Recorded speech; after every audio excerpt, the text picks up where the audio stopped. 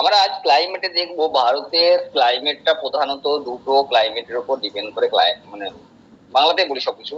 জলবায়ু আমাদের দুটো মেনলি জলবায়ু থাকে, একটা হচ্ছে আচ্ছা জিওগ্রাফি কি আছে এখানে?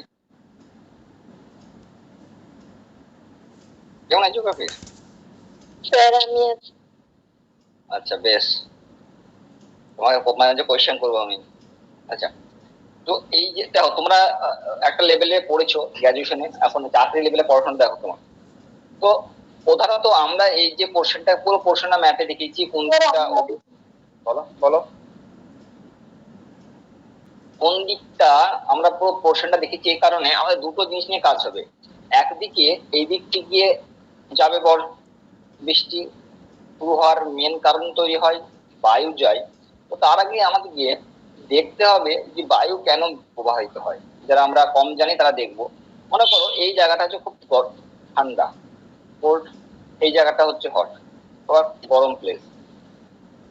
আমরা ক্লাস 9-10 একটা কথা পড়েছিলাম সমুদ্র বায়ু, একটা পড়েছিলাম স্থলবায়ু। বাংলা বানান ভুল হলে দেখে নিও। স্থলবায়ু, সমুদ্র বানানটা ঠিক লিখুন স্যার অ্যাটলিস্ট। স্যার সমুদ্র বায়ু আর স্থলবায়ুর ইংরেজিটা একটু বলবেন? ল্যান্ড ব্রিজ আর সি ব্রিজ। হলো ঠিক হলো? হ্যাঁ এবার রিলেট করতে পারছি। হ্যাঁ,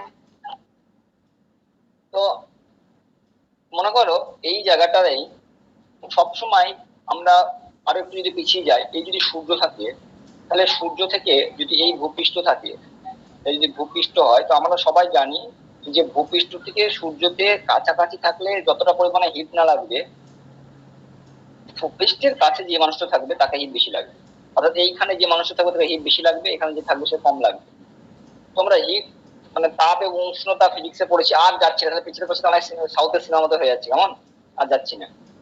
তো সূর্য রশ্মি সবসময় লম্বভাবে পৃথিবীতে পড়ে, পৃথিবীতে পড়ার পর ভূপৃষ্ঠ থেকে সে কি হয় প্রতিফলিত হয়ে আবার এভাবে ফিরে যায়। প্রতিফলিত হয়ে ফিরে যাওয়ার পর অর্থাৎ একটা জায়গাতে সে ধাক্কা খাওয়ার পর যখন সে পুনরায় ফিরে যায়, সেই পুনরায় ফিরে যাওয়ার সময় সেই সংলগ্ন এলাকাতে সে যাকে পাবে তাকে সে হিট করবে বেশি। কি বললাম বুঝতে পারলে? তার মানে 1 নম্বর বস্তুটির থেকে ও 2 নম্বর বস্তুটা কি করবে বেশি হিট করবে বেশি, কারণ 2 নম্বরটাকে কাছে পাবে ও যখন ফিরে যখন ব্যাক করবে। তার মানে 2 নম্বর জায়গাটায় বেশি কি হবে গরম হবে।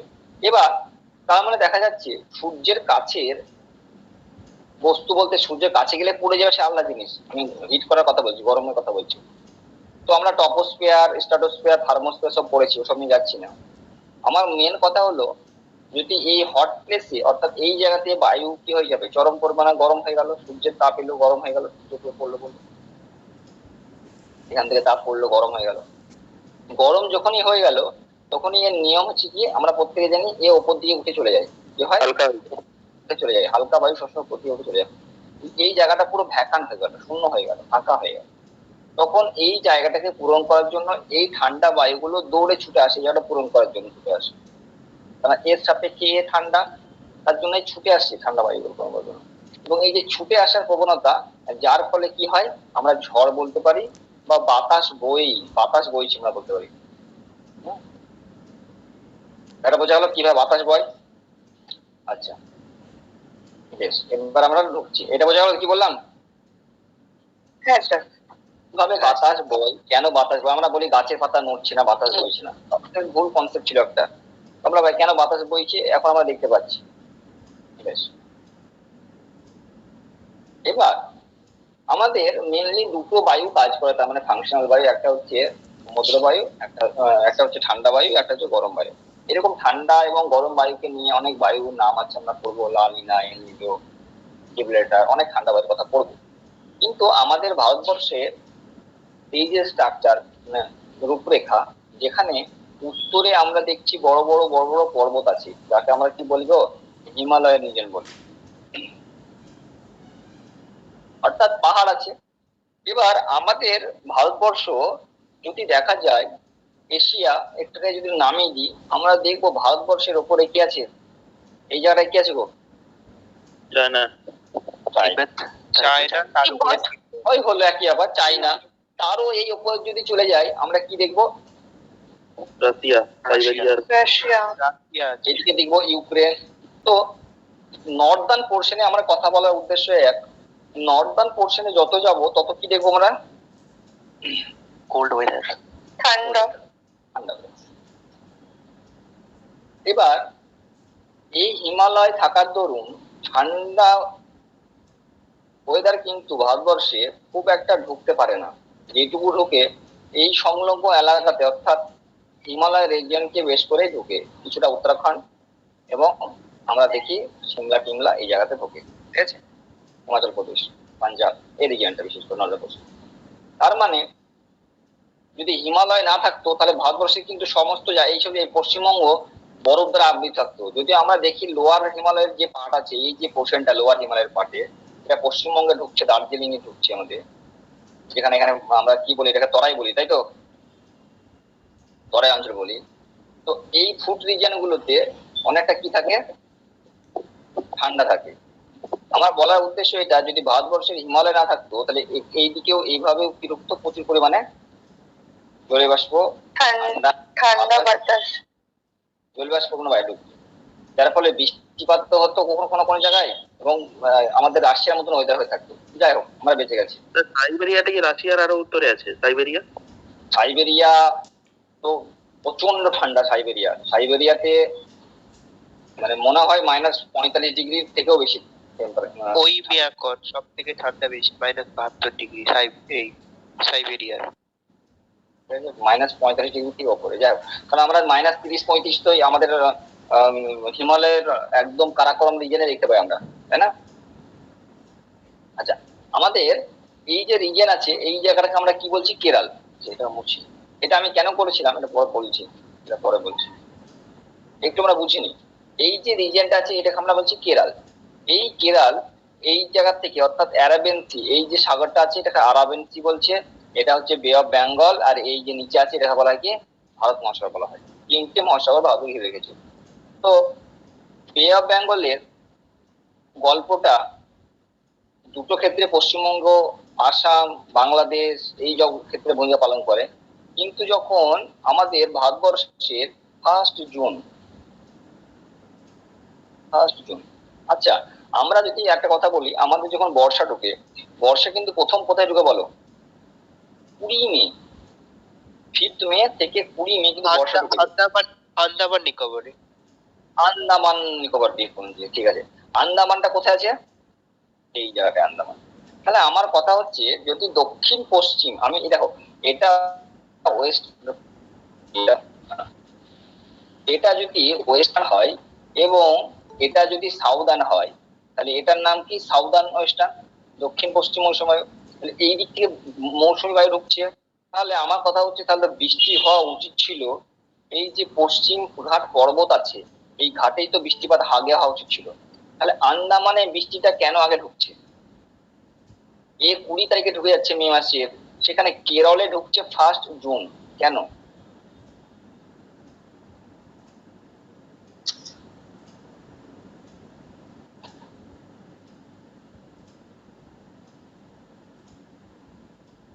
সরি, কোনো কনসেপ্ট?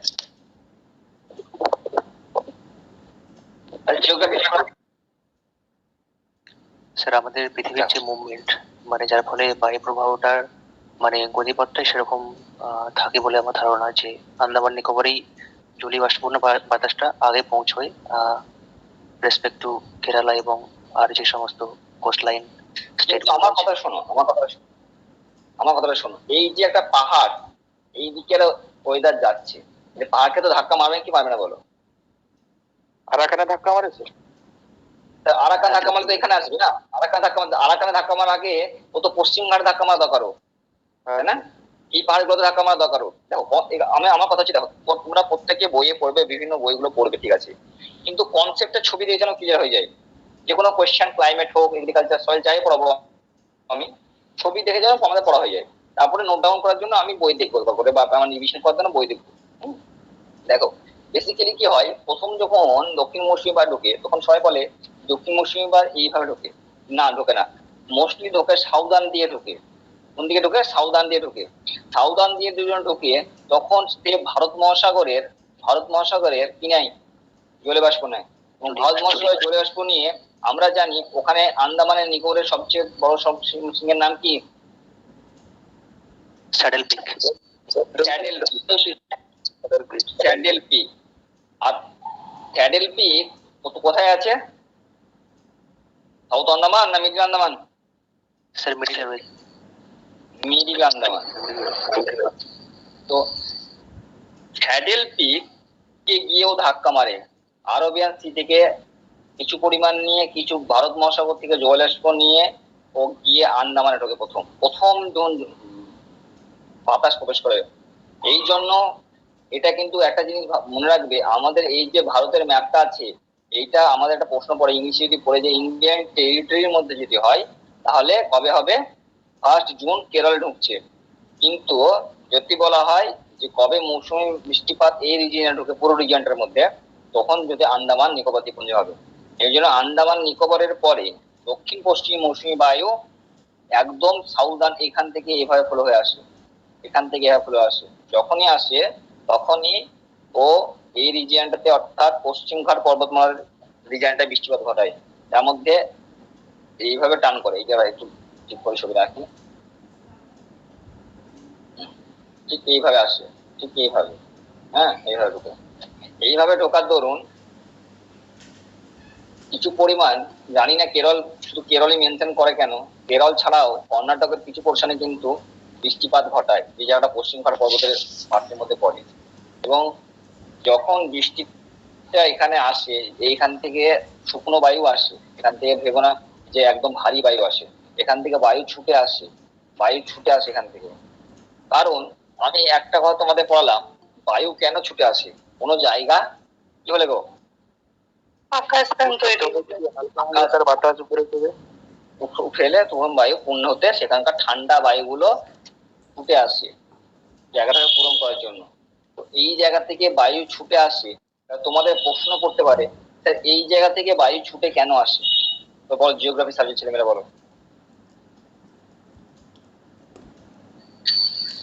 স্যার ওই রিজিয়নটাতে মানে হিট বেড়ে যায়, যে ফলে সেখানে আমাদের একটা কথা পড়বে, দেখবে সাউথের মানুষগুলো ম্যাক্সিমাম কালো বর্ণের হয়। এবার কালো বর্ণ তো ব্যাপার হয়, মেলানিনের স্যার ওই নিরক্ষরেখা হচ্ছে ভারতের শ্রীলঙ্কার নিচ দিয়ে বলো বলো। শ্রীলঙ্কার নিচ দিয়ে নিরক্ষরেখাটা যাওয়ার ফলে নিরক্ষরেখার অঞ্চলের পাশাপাশি হওয়ার জন্য ওই ক্লাইমেটের জন্য হচ্ছে ওখানকার লোকগুলো কালো হয়। আর সূর্যরশ্মির তাপটা বেশি পরিমাণে পড়ে, সেই জন্য ওখানে সূর্যের হচ্ছে ওই আমরা যখন দেখেছি সূর্যরশ্মি, এটা হচ্ছে মেন পয়েন্ট। সূর্যরশ্মিটা আমাদের এই দুটো পোর্শনে, 4টে পোর্শনে ভাগ করে আমরা, তাই তো? সেপ্টেম্বর, জুন, ডিসেম্বর এভাবে ভাগ করা হয়। তো লম্ব ভাবে কোথায় পড়ে? এখানে লম্ব পড়ে, তাই তো? এখানটায় যখন পড়ে তখন অর্ধেক দিন হয় অর্ধেক রাত হয়, হ্যাঁ কি না গো? হ্যাঁ। তো আমরা পড়েছি মহাবিষুব, জলবিষুব ঘটনা পড়েছি। তো ব্যাপারটা হচ্ছে এই অঞ্চলটাতে প্রচন্ড পরিমাণে তাপ হয়, কি হয়? তাপ হয়। এবং নিরক্ষরেখার কাছে তাপ হওয়ার জন্য সেখানকার বায়ুগুলো কি হয়? প্রচন্ড গরম হয়। জায়গাটা হালকা হয়ে যায় বা হালকাভাবে উপর দিকে চলে যায়। সেখান থেকে আরাবিয়ান সি এর ঠান্ডা বায়ু ছুটে আসে পূরণ করার জন্য কি ওই জায়গাটাকে। এই জন্য ওই জায়গাটা কি হয়? বৃষ্টিপাত হয়। ঠিক আছে? তো ঝড়টা মেনলি এই কারণে সৃষ্টি হয়। এবার আমাদের মনে হতে পারে একটু জায়গা, কিন্তু জায়গাটা এতটাই সামগ্রিক ভাবে বড় হয় যে মৌসুমী বায়ুটা ঢুকতে বাধ্যই হয়। ঠিক আছে? তো এটার জন্য আরো কিছু কারণ আছে, অত তোমাদের গেলাম না, তোমাদের একটু বোঝানোর জন্য বললাম। তোমাদের তো অত সব লাগবে না পরীক্ষাতে, তোমাদের মেনলি পড়বে প্রথম কোথায় বৃষ্টিপাত হয়। ইন্ডিয়ান টেরিটরির মধ্যে কেরলে হয়, কত সালে হয়? এটা হয় কত তারিখে? 1 জুন। কেরলে 1 জুন হয়। কেন হয়? দক্ষিণ পশ্চিম মৌসুমী বায়ুর জন্য হয়, সাউথ ওয়েস্টার্ন মৌসুমীর জন্য হয়। কার জল নেয়, কার জলীয়বাষ্প নেয়, অ্যারাবিয়ান সি এর জলীয়বাষ্প নেয়। কোথায়? কেরলে। কেন হয়? কারণ সেখানে সেই জায়গাতে আমরা দেখবো পর্বতের জন্য হয়। শুধুমাত্র কেরল না, পশ্চিম ঘাটের সমস্ত রাত্রেই বৃষ্টিপাত হয়। আমাদের এখনকার পরীক্ষাতে আমি কনসেপ্টটা পড়াই, তারপরে বিভিন্ন থিওরি গুলো পড়াবো আজকে। দেখো স্যার একটা কোশ্চেন করবো। বলো বলো। স্যার যে পশ্চিমঘাট পর্বত মানে ওটা কি একদম উপকূল ধরেই একবার পর্বতটা, তারপরে কেরল? অবশ্যই অবশ্যই। মানে বঙ্গোপসাগর আরব সাগর থেকেই দেখা যায় পর্বতটা আর কি, একদম গায়ে। আরব সাগরের এরকম, ঠিক আছে। তোমরা যে উটি, এই যে কর্ণাটকে উটি যাচ্ছ, কোথায়? সব পশ্চিমবঙ্গ পর্বত, সব উটি পাহাড়। মানে ওখানে তুমি যদি কর্ণাটক রিজিয়ন যাও, কর্ণাটক অ্যাকচুয়ালি কিন্তু পুরো পাহাড়, মানে পুরো হিল রিজিয়ন। ওখানে কোনো তুমি মাটি পাবে না, ওদের রাস্তা ফাস্তা দেখবে তুমি এরকম ঢেউ ফেলানো, এরকম ঢেউ ফেলে। কখনো যদি যাও দেখবে এরকম। আমাদের রাস্তা এরকম হয়, ওদের রাস্তা তুমি এক জায়গাতে এক জায়গায় এই নেমে গেলে আবার মানে তোমার হাইতে গেতে তোমার জীবন শেষ। সাইকেল চালাতে পারবে না ওখানকার লোকে, বুঝলো?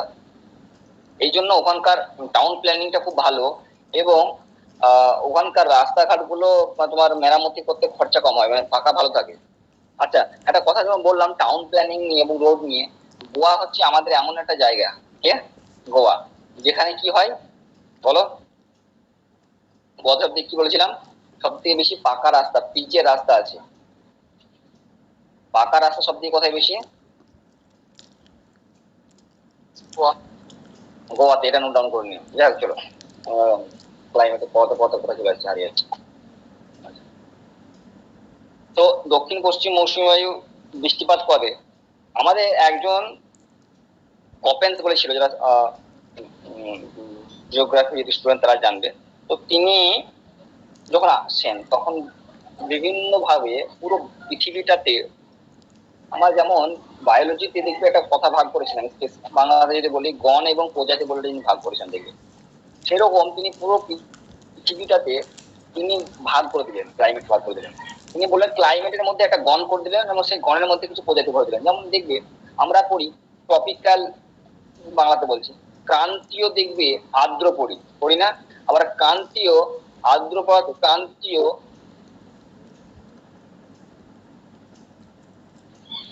শুষ্ক, বা মনে করো চিরহরিৎ, মানে অনেক রকম পড়ি আমরা। ক্রান্তীয় দিয়ে পড়ি, মানে ক্রান্তীয়টা গণের মধ্যে ভরেছে, প্রজাতির মধ্যে ভরে দিয়েছে শুষ্ক হয়তো, বা হয়তো দেখা গেল যে আর্দ্র বা এরকম কিছু ভরে দিয়েছে। যাই হোক, বাংলাতে বলতে পারছি না। ট্রপিক্যাল ধরো মনসুন বললো, বা ট্রপিক্যাল সাভানা বললো, তো ভরে। যাই হোক, এটাই এইখানে সবকিছু আমাদের লুকিয়ে আছে। আচ্ছা, এই সাউথ ওয়েস্টার্ন, দক্ষিণ পশ্চিম মৌসুমী বায়ু যখন কেরলে ঢুকলো, কেরলে ঢুকার পর তামিলনাড়ু হয়ে এ সোজা বেরিয়ে যায় কোথায়? এইভাবে বেরিয়ে যায়, এইভাবে বেরিয়ে যায়, এইভাবে বেরিয়ে যায়। তখন এখানে গিয়ে আরাকান পাহাড় পায়, আরাকান পাহাড় গিয়ে ওয়েস্ট বেঙ্গলে বৃষ্টিপাত ঢুকে, ওয়েস্ট বেঙ্গল উড়িষ্যা বৃষ্টিপাত ঢুকে, ঠিক আছে।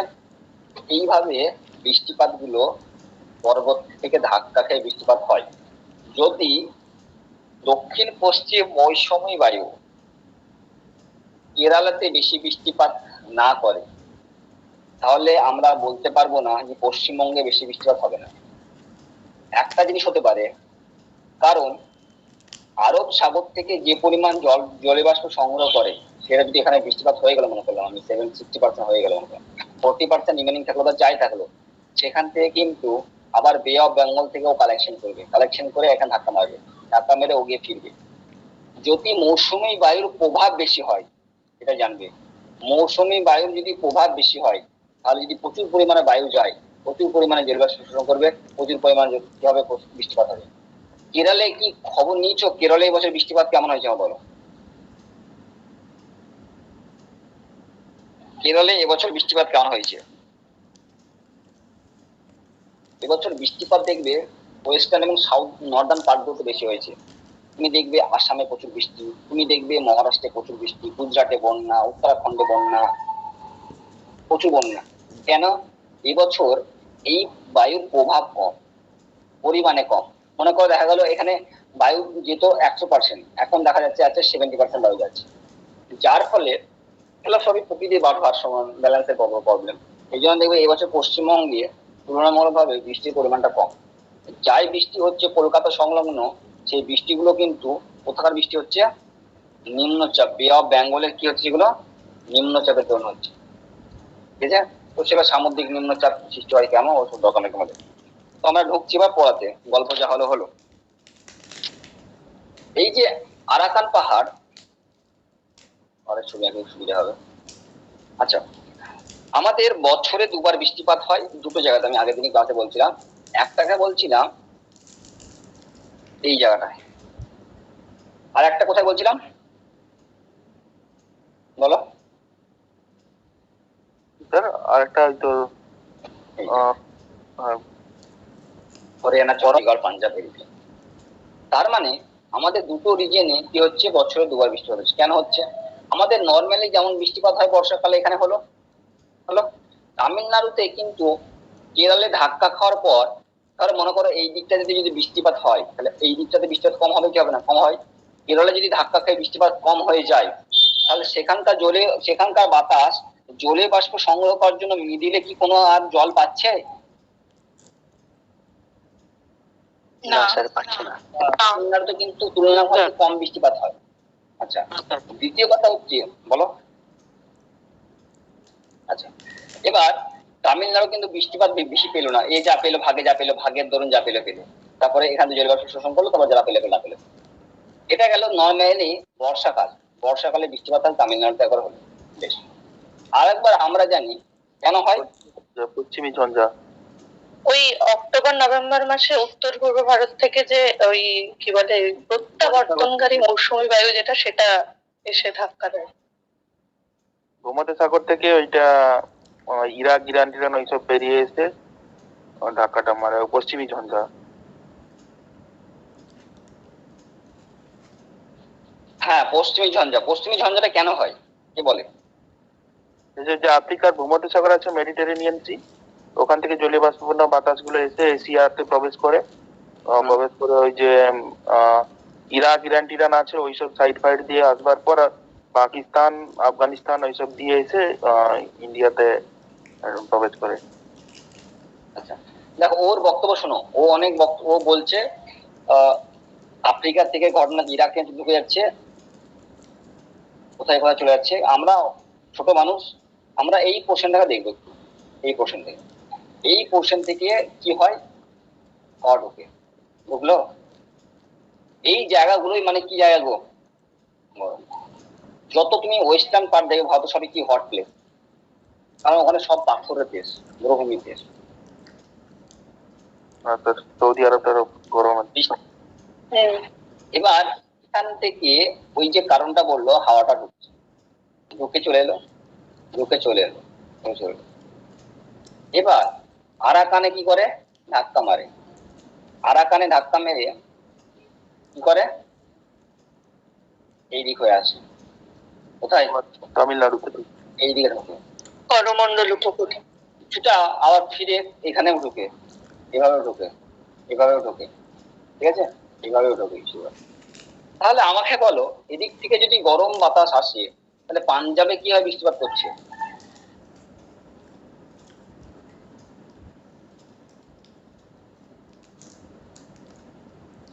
তাই না?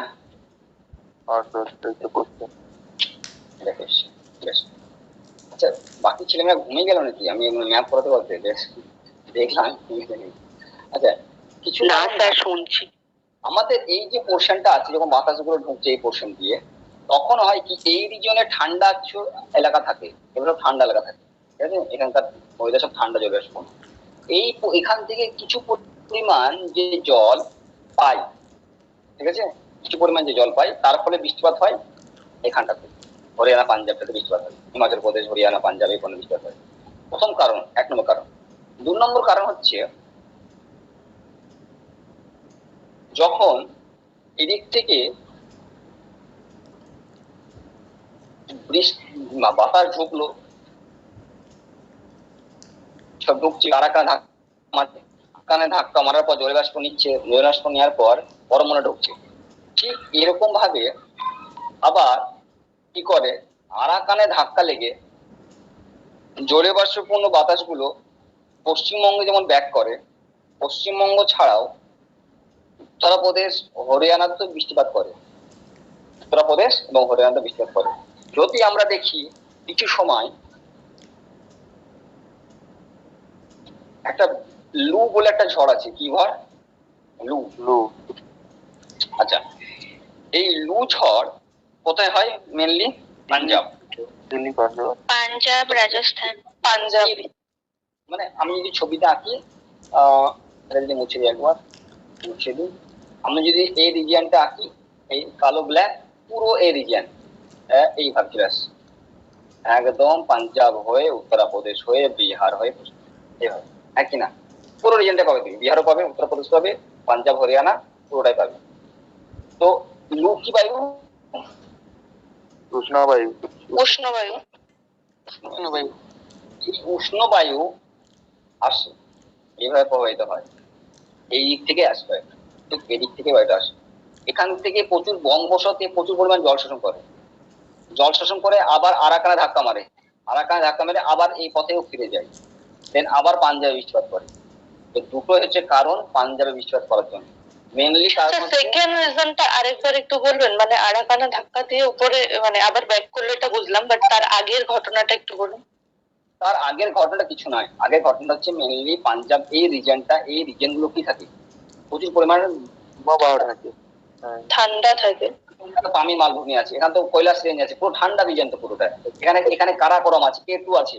এদিক থেকে যেসব বৃষ্টি বাতাস গুলো গরম বাতাস ঢুকছে, তারা কি করবে? এখানে জলীয়বাষ্প নেবে, জলীয়বাষ্প নিয়ে কি করবে? তুমি এই সময়তে গিয়ে খোঁজ নেবে, শীতকালে দেখবে জম্মু কাশ্মীরে কি পড়ে? বরফ পড়ে, স্নোফল হয়। হিমাচল প্রদেশ স্নোফল হয়, এবং সিমলা ঘুরতে গেলে দেখবে পুরো ট্রেনের পার্টি সব ঢাকা আছে বরফ দিয়ে। এবং হরিয়ানা, পাঞ্জাব তার প্রভাব স্বরূপ বৃষ্টিপাত হয়, দার্জিলিংও হয় কিছুটা। বৃষ্টিপাত, গরম বাতাস যদি ঠান্ডা এলাকায় ঢুকে অবশ্যই বৃষ্টিপাত হবে, ঠান্ডা রিজিয়ন তো ধরে রাখতে পারবে না। এটা এটা বরফ সব কুয়াশা ধরো, এই যদি গরম কেউ একে টাচ করে কি থাকবে? থাকবে না, কি নিচে জলের আকারে পড়ে যাবে, পড়ে যায় এখানে। এবং এই যে ঠান্ডা হয়, এই ঠান্ডাটা চরম ঠান্ডা জল হয়, মানে ঠান্ডা বৃষ্টি হয়, মানে এমনি নর্মাল জল যে পরিমাণ ঠান্ডা হয় তার থেকে চরম পরিমাণ ঠান্ডা হয়, এটা খুব বেশি ঠান্ডা হয়। এই জন্য হরিয়ানা, চণ্ডীগড় তুমি যদি এই সময়তে যাও দেখবে অনেক এই যখন বৃষ্টি হয় তখনও মানুষ দেখবে কি বলে সোয়েটার ফোয়েটার পরে থাকে। আমি গেছিলাম একবার ঘুরতে, যাই হোক শীর্ষা। আচ্ছা, তো এই সামগ্রিক ম্যাপ গেল, মানে তোমাদের বললাম। এবার তোমাদের আমি ক্লাসে ঢুকবো, মানে গল্প হলো, এবার ক্লাসে ঢুকবো। আচ্ছা, আর একটা এখানে জিনিস একটা বোঝাই, একটা জিনিস বোঝাই, সেটা হচ্ছে আমাদের যত বৃষ্টিপাত হয়, যত যা উষ্ণতা তারতম্য কারণ, ঠিক আছে, সব থেকে যাই ঝামেলা হয় যাই হোক না হোক, দেখো কেন রাজস্থান কেন গরিব, মানে কেন বৃষ্টিপাত হয় না?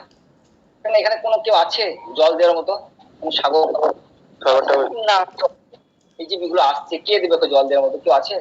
হ্যাঁ, এদিক থেকে যদিও প্রবাহ হতো, কিন্তু সেরকম তো ভৌগোলিক ম্যাপের মধ্যে পড়ে না ভারত যে এদিক থেকে জল যাবে বয়ে নিয়ে যাবে। আরাবল্লী পর্বত টর্বতে বাধা পেয়ে যাবে। হ্যাঁ, এই জায়গাতে কিছুটা বৃষ্টিপাত হয়, কচ্ছ কিছুটা বৃষ্টিপাত হয়, কিন্তু রাজস্থানে সে কোনোভাবে ঢুকতে পারছে না, পাহাড়ে ধাক্কা দিয়ে দিচ্ছে। এই রিজনটা কিছুটা হলেও রাজস্থান রিজনে কোনো সময় বৃষ্টিপাত ঢোকা খুব মুশকিল, বুঝলে? বাতাস তো এইভাবে না যে এইভাবে ঘুরে এসে পাঞ্জাব দিয়ে এসে এইভাবে ঢুকবে, তাহলে হবে না, বলো? মধ্যপ্রদেশে কেমন বৃষ্টি হয়? ভালো ভালো। মধ্যপ্রদেশ তুলনামূলক ভাবে বনভূমি আছে তো, মানে মধ্যপ্রদেশে কম না, মধ্যপ্রদেশে বৃষ্টিপাতটা আর দরকার আমার, তাই ভোজবাড়িতে গেলাম, যতটা খাওয়া খেলাম সেরকম ব্যাপার মধ্যপ্রদেশ। কারণ এ যখন সাউদার্ন হয়, পাটে হয়, তখন যখন যায় এই বৃষ্টি পায়, ঠিক আছে, এই বৃষ্টি পেলো, যতটা দরকার ততটা বৃষ্টি পেলো, খুব ভারী বৃষ্টি হয় না এখান থেকে, প্রথম কথা। দ্বিতীয় কথা, যখন এখান থেকে শীতকালে কোনদিন বৃষ্টিপাত পায় না, যদিও পায় না, ঠিক আছে, কারণ শীতকালে এখান থেকে মধ্যপ্রদেশ যায় না যদিও। যখন আমাদের নিম্নচাপ গুলো হয়, বিশেষ করে বে অফ বেঙ্গলে, তখন নিম্নচাপের প্রভাব স্বরূপ উড়িষ্যা হয়ে যেগুলো নিম্নচাপ ঘুরে যায় ছত্তিশগড়ে, সেটা মধ্যপ্রদেশ যেটুকু বেরিয়ে যায়। আর একটা হয় কি, তুমি যদি হিসাব করে দেখো, এই জায়গাটা হচ্ছে কে, এই জায়গাটা মহারাষ্ট্র আছে, সরি মহারাষ্ট্র দিয়ে আছে, মহারাষ্ট্রের পাশে হচ্ছে মধ্যপ্রদেশ। মহারাষ্ট্র এবং মধ্যপ্রদেশ এমন দুটি জায়গা যেখানে প্রচুর পরিমাণে দেখবে কি হয়,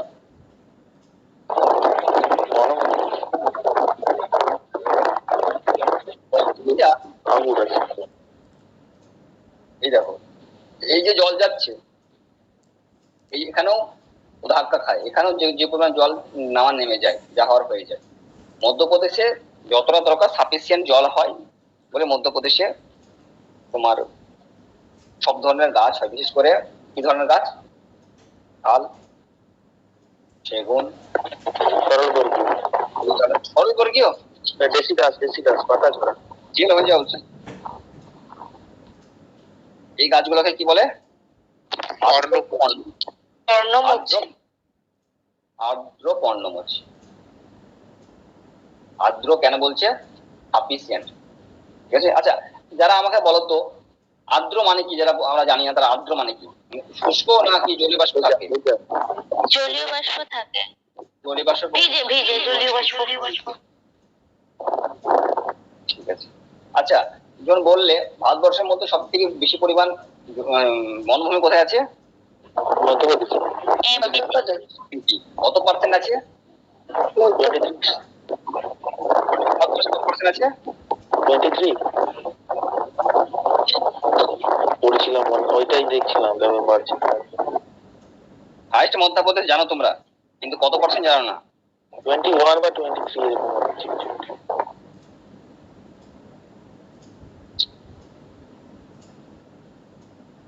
23.4%। এবার সব থেকে কম কোথায় আছে? এদিকে হিসাব করে পেয়ে যাবে, আর একটু যাও পেয়ে যাবে। রাজস্থান,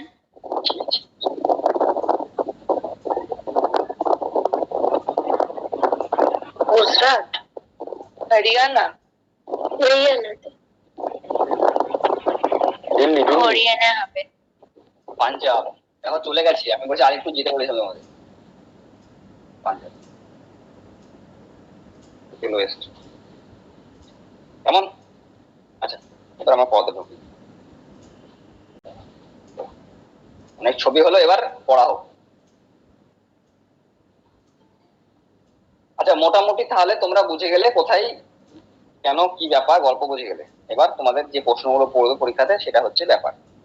তোমরা এবার আমাকে বলো, আমি কি একদম ডিটেলসে পড়াবো না একটু হালকার মধ্যে পড়াবো?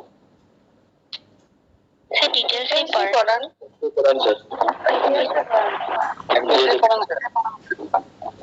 বিসিএস মেন, তাই তো? আচ্ছা, বেশ।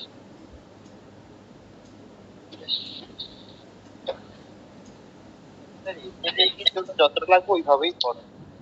এসএলএসটির জন্য, এসএলএসটির জন্য না যেটা স্যার, পড়াবো, সবকিছু মিলে পড়ান। দেখো আমি বলি এসএলএসটির জন্য যেটা পড়ানো মোটামুটি স্যার এসএসএলএসটির জন্য তো খুব কম পড়তে হয়, মেনটাই পড়ান। না, SLST এমনিও যা পড়ান সব তো মনে থাকে না, আরো কম পড়ালে তো আরো কম। কিছু ইনফরমেশন আছে, না এখন তো হাতে একটু টাইম আছে, মেলা টাইম আছে, প্রচুর টাইম আছে। হ্যাঁ সেটাই বলছি।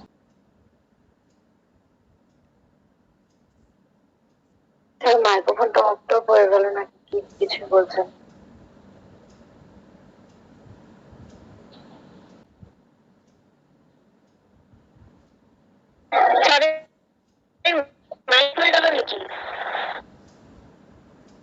স্যার আপনার কথা কিন্তু শোনা যাচ্ছে না, মানে আপনি কিছু বলছেন কিনা সেটাও বুঝতে পারছি।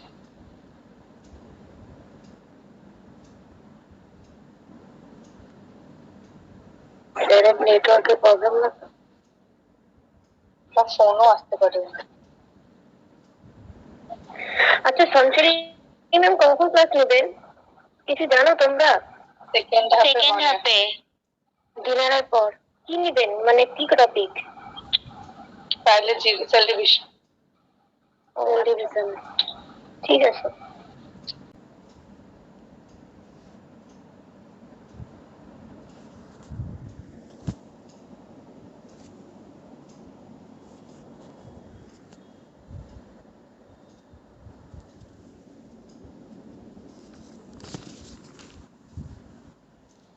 আচ্ছা, একটু আমরা 10 মিনিট মতো একটু আলোচনা করছি, এই জিওগ্রাফিটা নিয়ে আলোচনা করি না, তারপরে ক্লাস নিচ্ছেন। হ্যাঁ ঠিক আছে না? হ্যাঁ। আচ্ছা, তোমরা লু পড়লে না, লু সম্পর্কে? তো ওটা মেইনলি হ্যাঁ, আমাকে তোমরা বলো যে কোন সময়কালে বা কোন সিজনে তোমরা ওটা দেখো। গ্রীষ্মকালে। গ্রীষ্মকালে। আচ্ছা, মেইনলি আমরা একদম কোথায় কোথায় দেখতে পাই? না পাঞ্জাব, রাজস্থান, পাঞ্জাব, উত্তরপ্রদেশ, হরিয়ানা, দিল্লি, ঠিক আছে? ইউপি। হ্যাঁ, প্রশ্নটা ওরকম আসে যে লু যে বাতাসটা সেটা তোমার অপশনে থাকে, ইউপিটা অপশনে থাকে, জেনারেলি এটাই বারবার রিপিট করে, এর একটু জেনে রাখবে ইউপিতে হয় আর কি। আর এর ফলে তোমরা জানো যে বিভিন্ন যে ডোমেস্টিক অ্যানিমেলসরা আছে তারাও মারা যান। মারা যায়, হ্যাঁ। হ্যাঁ। আচ্ছা, আমাকে এইটুকু বলো যে মৌসুমি বিস্ফোরণ শব্দটা শুনেছি আমরা, যে বার্স্ট অফ মনসুন, হ্যাঁ, ওটা কি, বিষয়টা কি, মৌসুমি বিস্ফোরণ কি? মৌসুমী বায়ু প্রভাব থেকে ইন্ডিয়াতে ঢুকে প্রচুর বৃষ্টিপাত ঘটায়। আচ্ছা, সেটা কখন হয়? মৌসুমী বায়ুটা যখন গিয়ে ওই সামারের শেষে, মানে বর্ষাকাল যেটা জুন জুলাই মাসে। সামারের শেষে জুন জুলাই মাসে কি হয়, ঘটনাটা কি হয়, মানে কোথা থেকে আসে মৌসুমি বায়ু? দক্ষিণ পশ্চিম মৌসুমী বায়ু বঙ্গোপসাগরের মৌসুমী গিয়ে অতিরিক্ত বৃষ্টিটা ঘটায়, ওটাকেই তো বলা হয় বলো। হ্যাঁ, মানে কোন কোন ওশেন থেকে আসে, কোন কোন সাগর বা মহাসাগর থেকে আসে, এটা আমাকে আগে বলো। বঙ্গোপসাগর, আরব সাগর। হ্যাঁ, বঙ্গোপসাগর, একদম। তো বঙ্গোপসাগর আর আরব সাগর থেকে আসছে দক্ষিণ পশ্চিম মৌসুমি বায়ু, তাই তো? এবারে একটু মিউট করো, শোনা যাচ্ছে না। হ্যাঁ, তাহলে কি হয় না, গ্রীষ্মকালের শেষের দিকে মেনলি আমরা বলতে পারি জুন থেকে সেপ্টেম্বরের মধ্যে যে বর্ষাকাল আমরা দেখি, তো ওই জুন জুলাই নাগাদ কি হচ্ছে,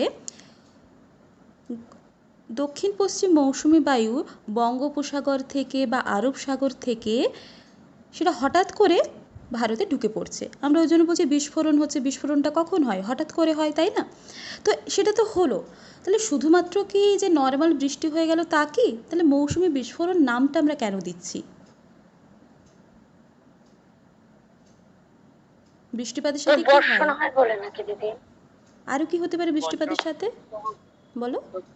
সব বৃষ্টিপাত হয় বলে, তাই জন্য একদম, হ্যাঁ, বজ্রবিদ্যুৎ সহ বৃষ্টিপাত হয় বলে ওই জন্য মৌসুমি বিস্ফোরণ নাম, কারণ ওটা হঠাৎ করে আসে, সাডেনলি চলে আসে।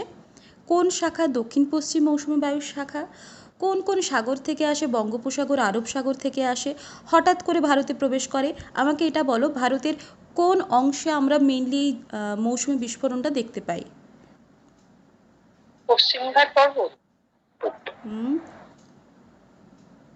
নর্দার্ন পোর্শন, কি হবে? উত্তর পূর্ব ভারত। মেনলি উত্তর পশ্চিমটা। পশ্চিমবঙ্গতেও তো মনে হয় দেখা যায় না? পশ্চিমবঙ্গ, আসাম, মৌসিনরামেও যেমন হয়, হ্যাঁ, বঙ্গোপসাগরের শাখাটা যেমন মৌসিনরামে বৃষ্টিটা ঘটায়। হ্যাঁ, এবারে এই যে মৌসুমি বিস্ফোরণ যেটা আমরা বলছি নামটা, মানে বার্স্ট অফ মনসুন যেটা বলছি, সেটা মেনলি বিভিন্ন জায়গাতেই দেখতে পাই, ঠিক আছে? তার শাখাগুলোতে বিভিন্ন জায়গায় ছড়িয়ে পড়ে। তো তার মধ্যে কিন্তু মেনলি তোমরা এটা খেয়াল রাখবে যে উত্তর পশ্চিম ভারতে কিন্তু এর মধ্যে পড়ছে। ওকে, আচ্ছা, এবারে আমাকে জাস্ট এটুকু বলো যে ভারতের প্রধান আমরা কটা ঋতু জানি, সিজন কটা ভারতের? গ্রীষ্ম, বর্ষা, শীত। গ্রীষ্ম, বর্ষা, শীত, চারটে। হ্যাঁ, চারটে। কি কি? বসন্ত। গ্রীষ্ম, বর্ষা, শরৎ আর শীত। গ্রীষ্ম, বর্ষা, শরৎ, শীত, তাই তো? তো গ্রীষ্ম সম্পর্কে তোমরা পড়লে, আর বর্ষা সম্পর্কেও আমরা একটু একটু দেখলাম। তো আমাকে আরেকটা বিষয় বলো যে আয়ন বায়ু সম্পর্কে কেউ জানো? আয়ন বায়ুটা কি হয়? বাণিজ্য বায়ু বলা হয়। বাণিজ্য বায়ু নামে পরিচিত। বাণিজ্য বায়ু নামে পরিচিত। কেন ওটাকে বাণিজ্য বায়ু বলা হতো? বণিকরা যে ব্যবসা করতে আসতেন, ওই বায়ুর প্রভাবে পাল দিলে মানে নৌকাটা যেত আর কি। হ্যাঁ, মানে ওই বায়ু ফাঁকা লাগতো আর কি। মানে কোনো একটা নির্দিষ্ট দিক কিছু আছে কি? দিক আছে। হ্যাঁ, আয়ন বায়ু যেদিকে যায় সেদিকেই আর কি প্রবাহিত হয়, সেরকমভাবে নামকরণ করা হয়, উত্তর পূর্ব আয়ন বায়ু, দক্ষিণ পূর্ব আয়ন বায়ু, তাই না? তো এই যে একটা দিক মেনটেন করে সে চলে, সেই জন্য বণিকরা যখন বাণিজ্য করতে যেত নৌকোয় করে, জাহাজে না, নৌকোয় করে, তো সেই সময় দিক নির্ণয়ের জন্য সাহায্য করতো, সেই জন্য এটাকে বাণিজ্য বায়ু বলা হয়। তো এই যে বাণিজ্য বায়ু মেনলি আমরা যদি বলি দক্ষিণ পূর্ব সাউথ ইস্ট যে আয়ন বায়ুটা, সেটা কার সূত্র অনুসারে আমরা বলতে পারি যে ভারতে দক্ষিণ পশ্চিম মৌসুমি বায়ু নিয়ে প্রবাহিত হতে শুরু করে? ফেরেল। হ্যাঁ, তো খেয়াল রাখবে যে কি হয়, এই যে বর্ষাকালে ভারতের যে দক্ষিণ পোর্শনটা আছে, দক্ষিণ পোর্শনে কি হয়, ওই দক্ষিণ পূর্ব আয়ন বায়ু যেটাকে আমরা বাণিজ্য বায়ু বলছি, সেটা ফেরেলের সূত্র অনুসারে কি হয়, ডান দিকে একটু বেঁকে যাচ্ছে। এবারে বেঁকে গিয়ে কী হচ্ছে, দক্ষিণ পশ্চিম মৌসুমি বায়ু হিসেবে ভারতে ঢুকছে। এবারে সেটা কি হচ্ছে, দক্ষিণ পশ্চিম মৌসুমি বায়ু হিসেবে বইছে। কেমন? আচ্ছা, এবারে মৌসুমি বায়ুর তো আরব সাগরীয় শাখা আছে, আরব সাগর থেকে যেটা ঢুকছে। তো আমাকে এইটুকু বলো যে সাউদার্ন পোর্শনের কোন জায়গায় এই আরব সাগরীয় শাখা বাধা পেয়ে বৃষ্টিপাত ঘটাতে পারে? পশ্চিম ঘাট পর্বত আর ওয়েস্টার্ন ঘাট। আর আরেকটা এক্ষুনি পড়লে তোমরা, মালাবার উপকূল। হ্যাঁ একদম। তাহলে পশ্চিমঘাট পর্বত তো হচ্ছে, কারণ ওখানে বাধা পাচ্ছে, বাধা পেয়ে কী করে, সেখানে ঝরে পড়লো, বৃষ্টিপাত হলো। ঠিক আছে, তাছাড়া গোয়ার কিছু পোর্শন আছে, মেনলি পানাজি যে জায়গাটা, পানাজি কি গোয়ার রাজধানী তো নাকি? হ্যাঁ হ্যাঁ তো এই যে আরব সাগরীয় শাখাটা, সেটা পশ্চিমঘাট পর্বতে বৃষ্টিপাত ঘটাচ্ছে। তারপর কেরালার যে মালাবার উপকূল আছে, সেখানে কি বৃষ্টিপাত ঘটায়, কি নাম সেটার, পাহাড় থেকে হয় বলে শৈলতকে বৃষ্টিপাত ঘটায়। ঠিক আছে, আচ্ছা, এই যে বায়ুটা যেটা বলছি আমরা আরব সাগরীয় শাখা, সেটা ধরো একটা শাখা বয়ে চলে গেল উত্তর দিকে, রাজস্থানের দিকে গেল। ঠিক আছে, তাহলে রাজস্থানের দিকে যখন যাচ্ছে, তাহলে ওখানে কোন পর্বত আছে যার কারণে সেখানে বৃষ্টিপাত হচ্ছে বাধা পেয়ে? ভাবো ভাবো। আরাবল্লী পর্বত।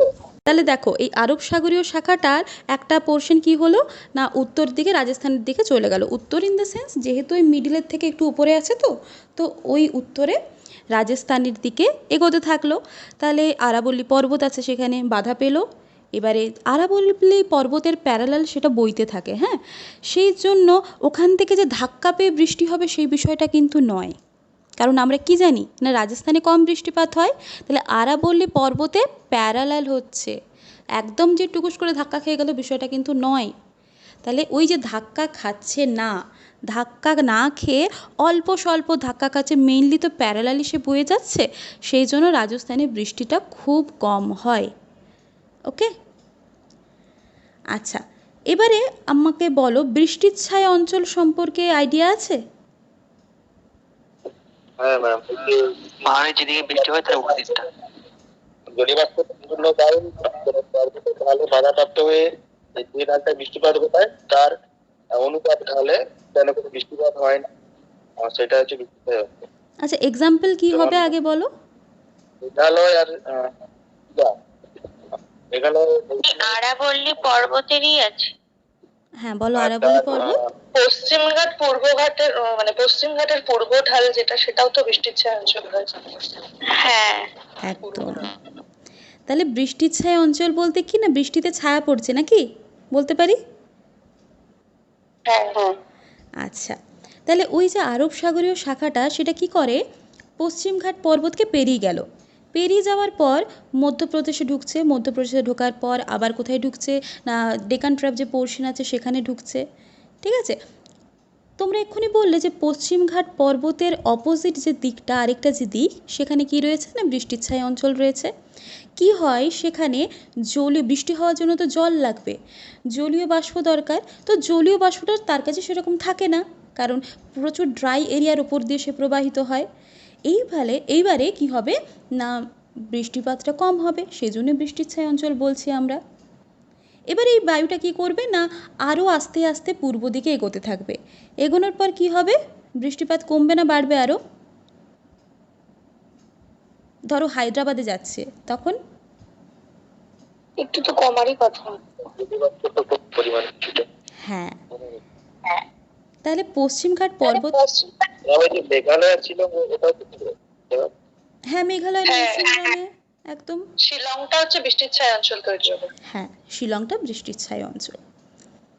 তাহলে এবারে পশ্চিমঘাট পর্বতে তো এলো, ডেকান পোর্শনে এলো, তারপরে সে যাচ্ছে কোথায় না হায়দ্রাবাদের দিকে। তো এখানেও দেখবো হায়দ্রাবাদ বা চেন্নাইয়ের দিকে বৃষ্টিটা কম হবে।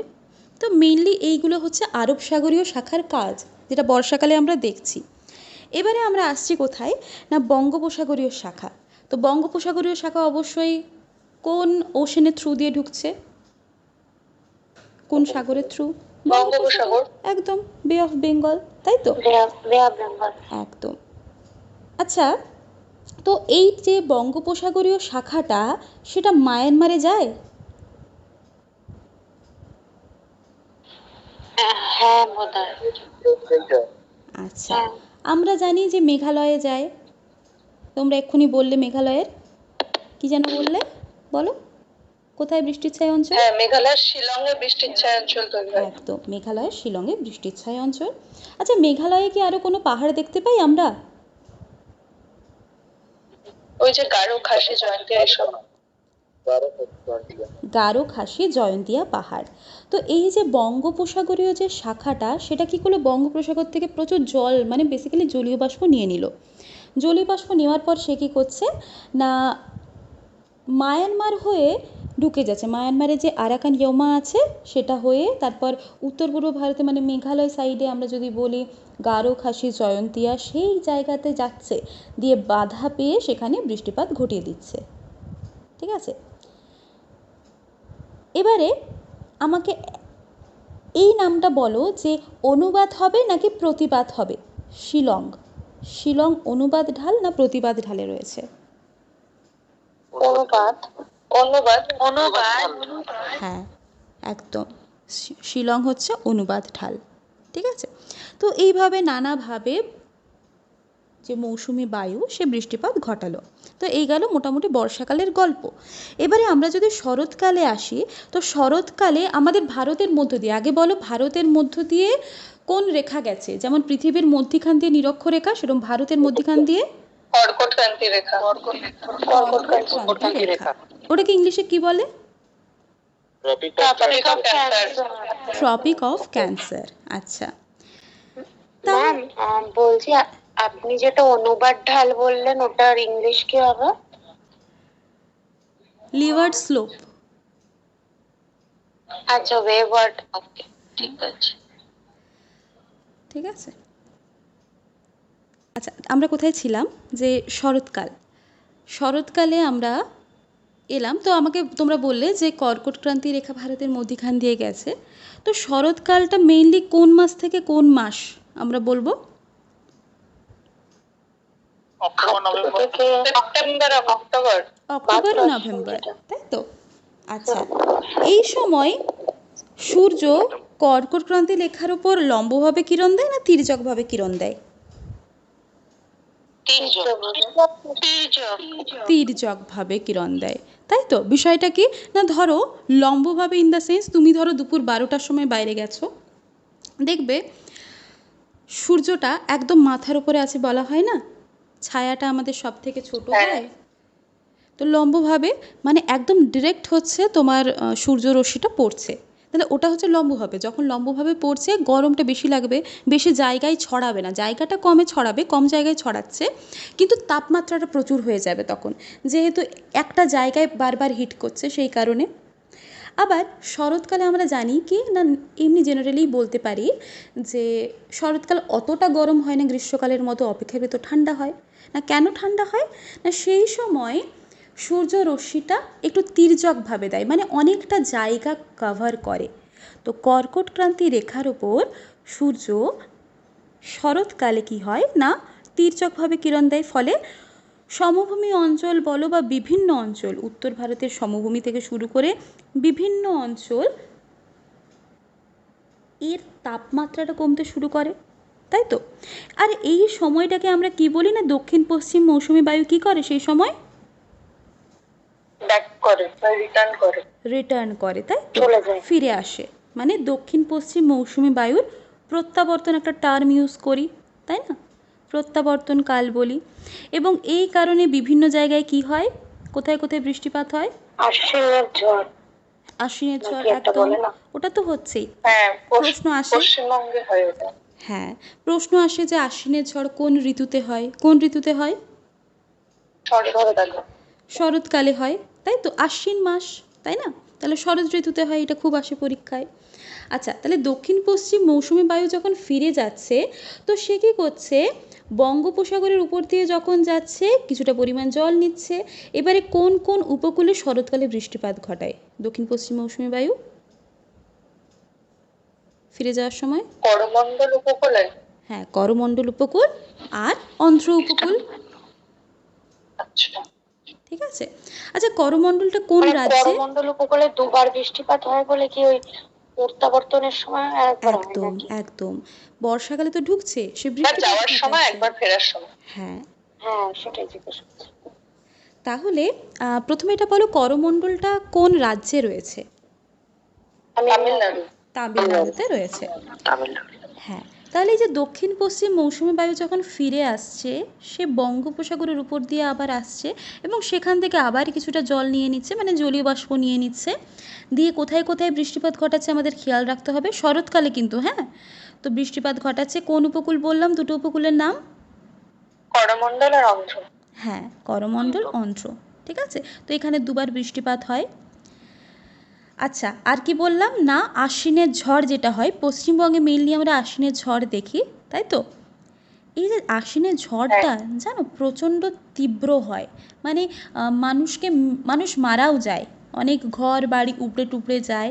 কি হয় না, বঙ্গোপসাগরে একটা ঘূর্ণিঝড়ের সৃষ্টি হয়। তো ওই ঘূর্ণিঝড়টা ভারতের যে পূর্ব উপকূল আছে বা বাংলাদেশের যে কোস্টাল এরিয়াগুলো আছে, সমুদ্র উপকূল আছে, সেখানে প্রচুর হ্যাম্পার করে, প্রচুর এফেক্ট করে। ওকে, তো আশ্বিনের ঝড় শীতকাল, এই শরৎকাল। ঠিক আছে, তো শরৎকাল সম্পর্কে মোটামুটি এই বিষয়গুলো আমাদের গেল। এবারে আমরা আসছি শীতকাল। শীতকালের টাইম পিরিয়ডটা কি বলবে? নভেম্বর টু ফেব্রুয়ারি। হ্যাঁ, ডিসেম্বর নভেম্বর টু থেকে ফেব্রুয়ারি বা ডিসেম্বর টু ফেব্রুয়ারি বলতে পারো। ঠিক আছে, হ্যাঁ। তো এই সময় কি হয় বলো, শীতকালে আমরা কি কি দেখতে পাই, আবহাওয়ার কি চেঞ্জ দেখতে পাই? পশ্চিমী ঝঞ্ঝা, যেটা একটা ইম্পর্টেন্ট। পশ্চিমী ঝঞ্ঝা, আচ্ছা, আর এটার নাম নরওয়েস্টার। হিউমিডিটিটা কমে যায়। এই নরওয়েস্টার কি পশ্চিমী ঝঞ্ঝা? তাহলে কালবৈশাখী কি?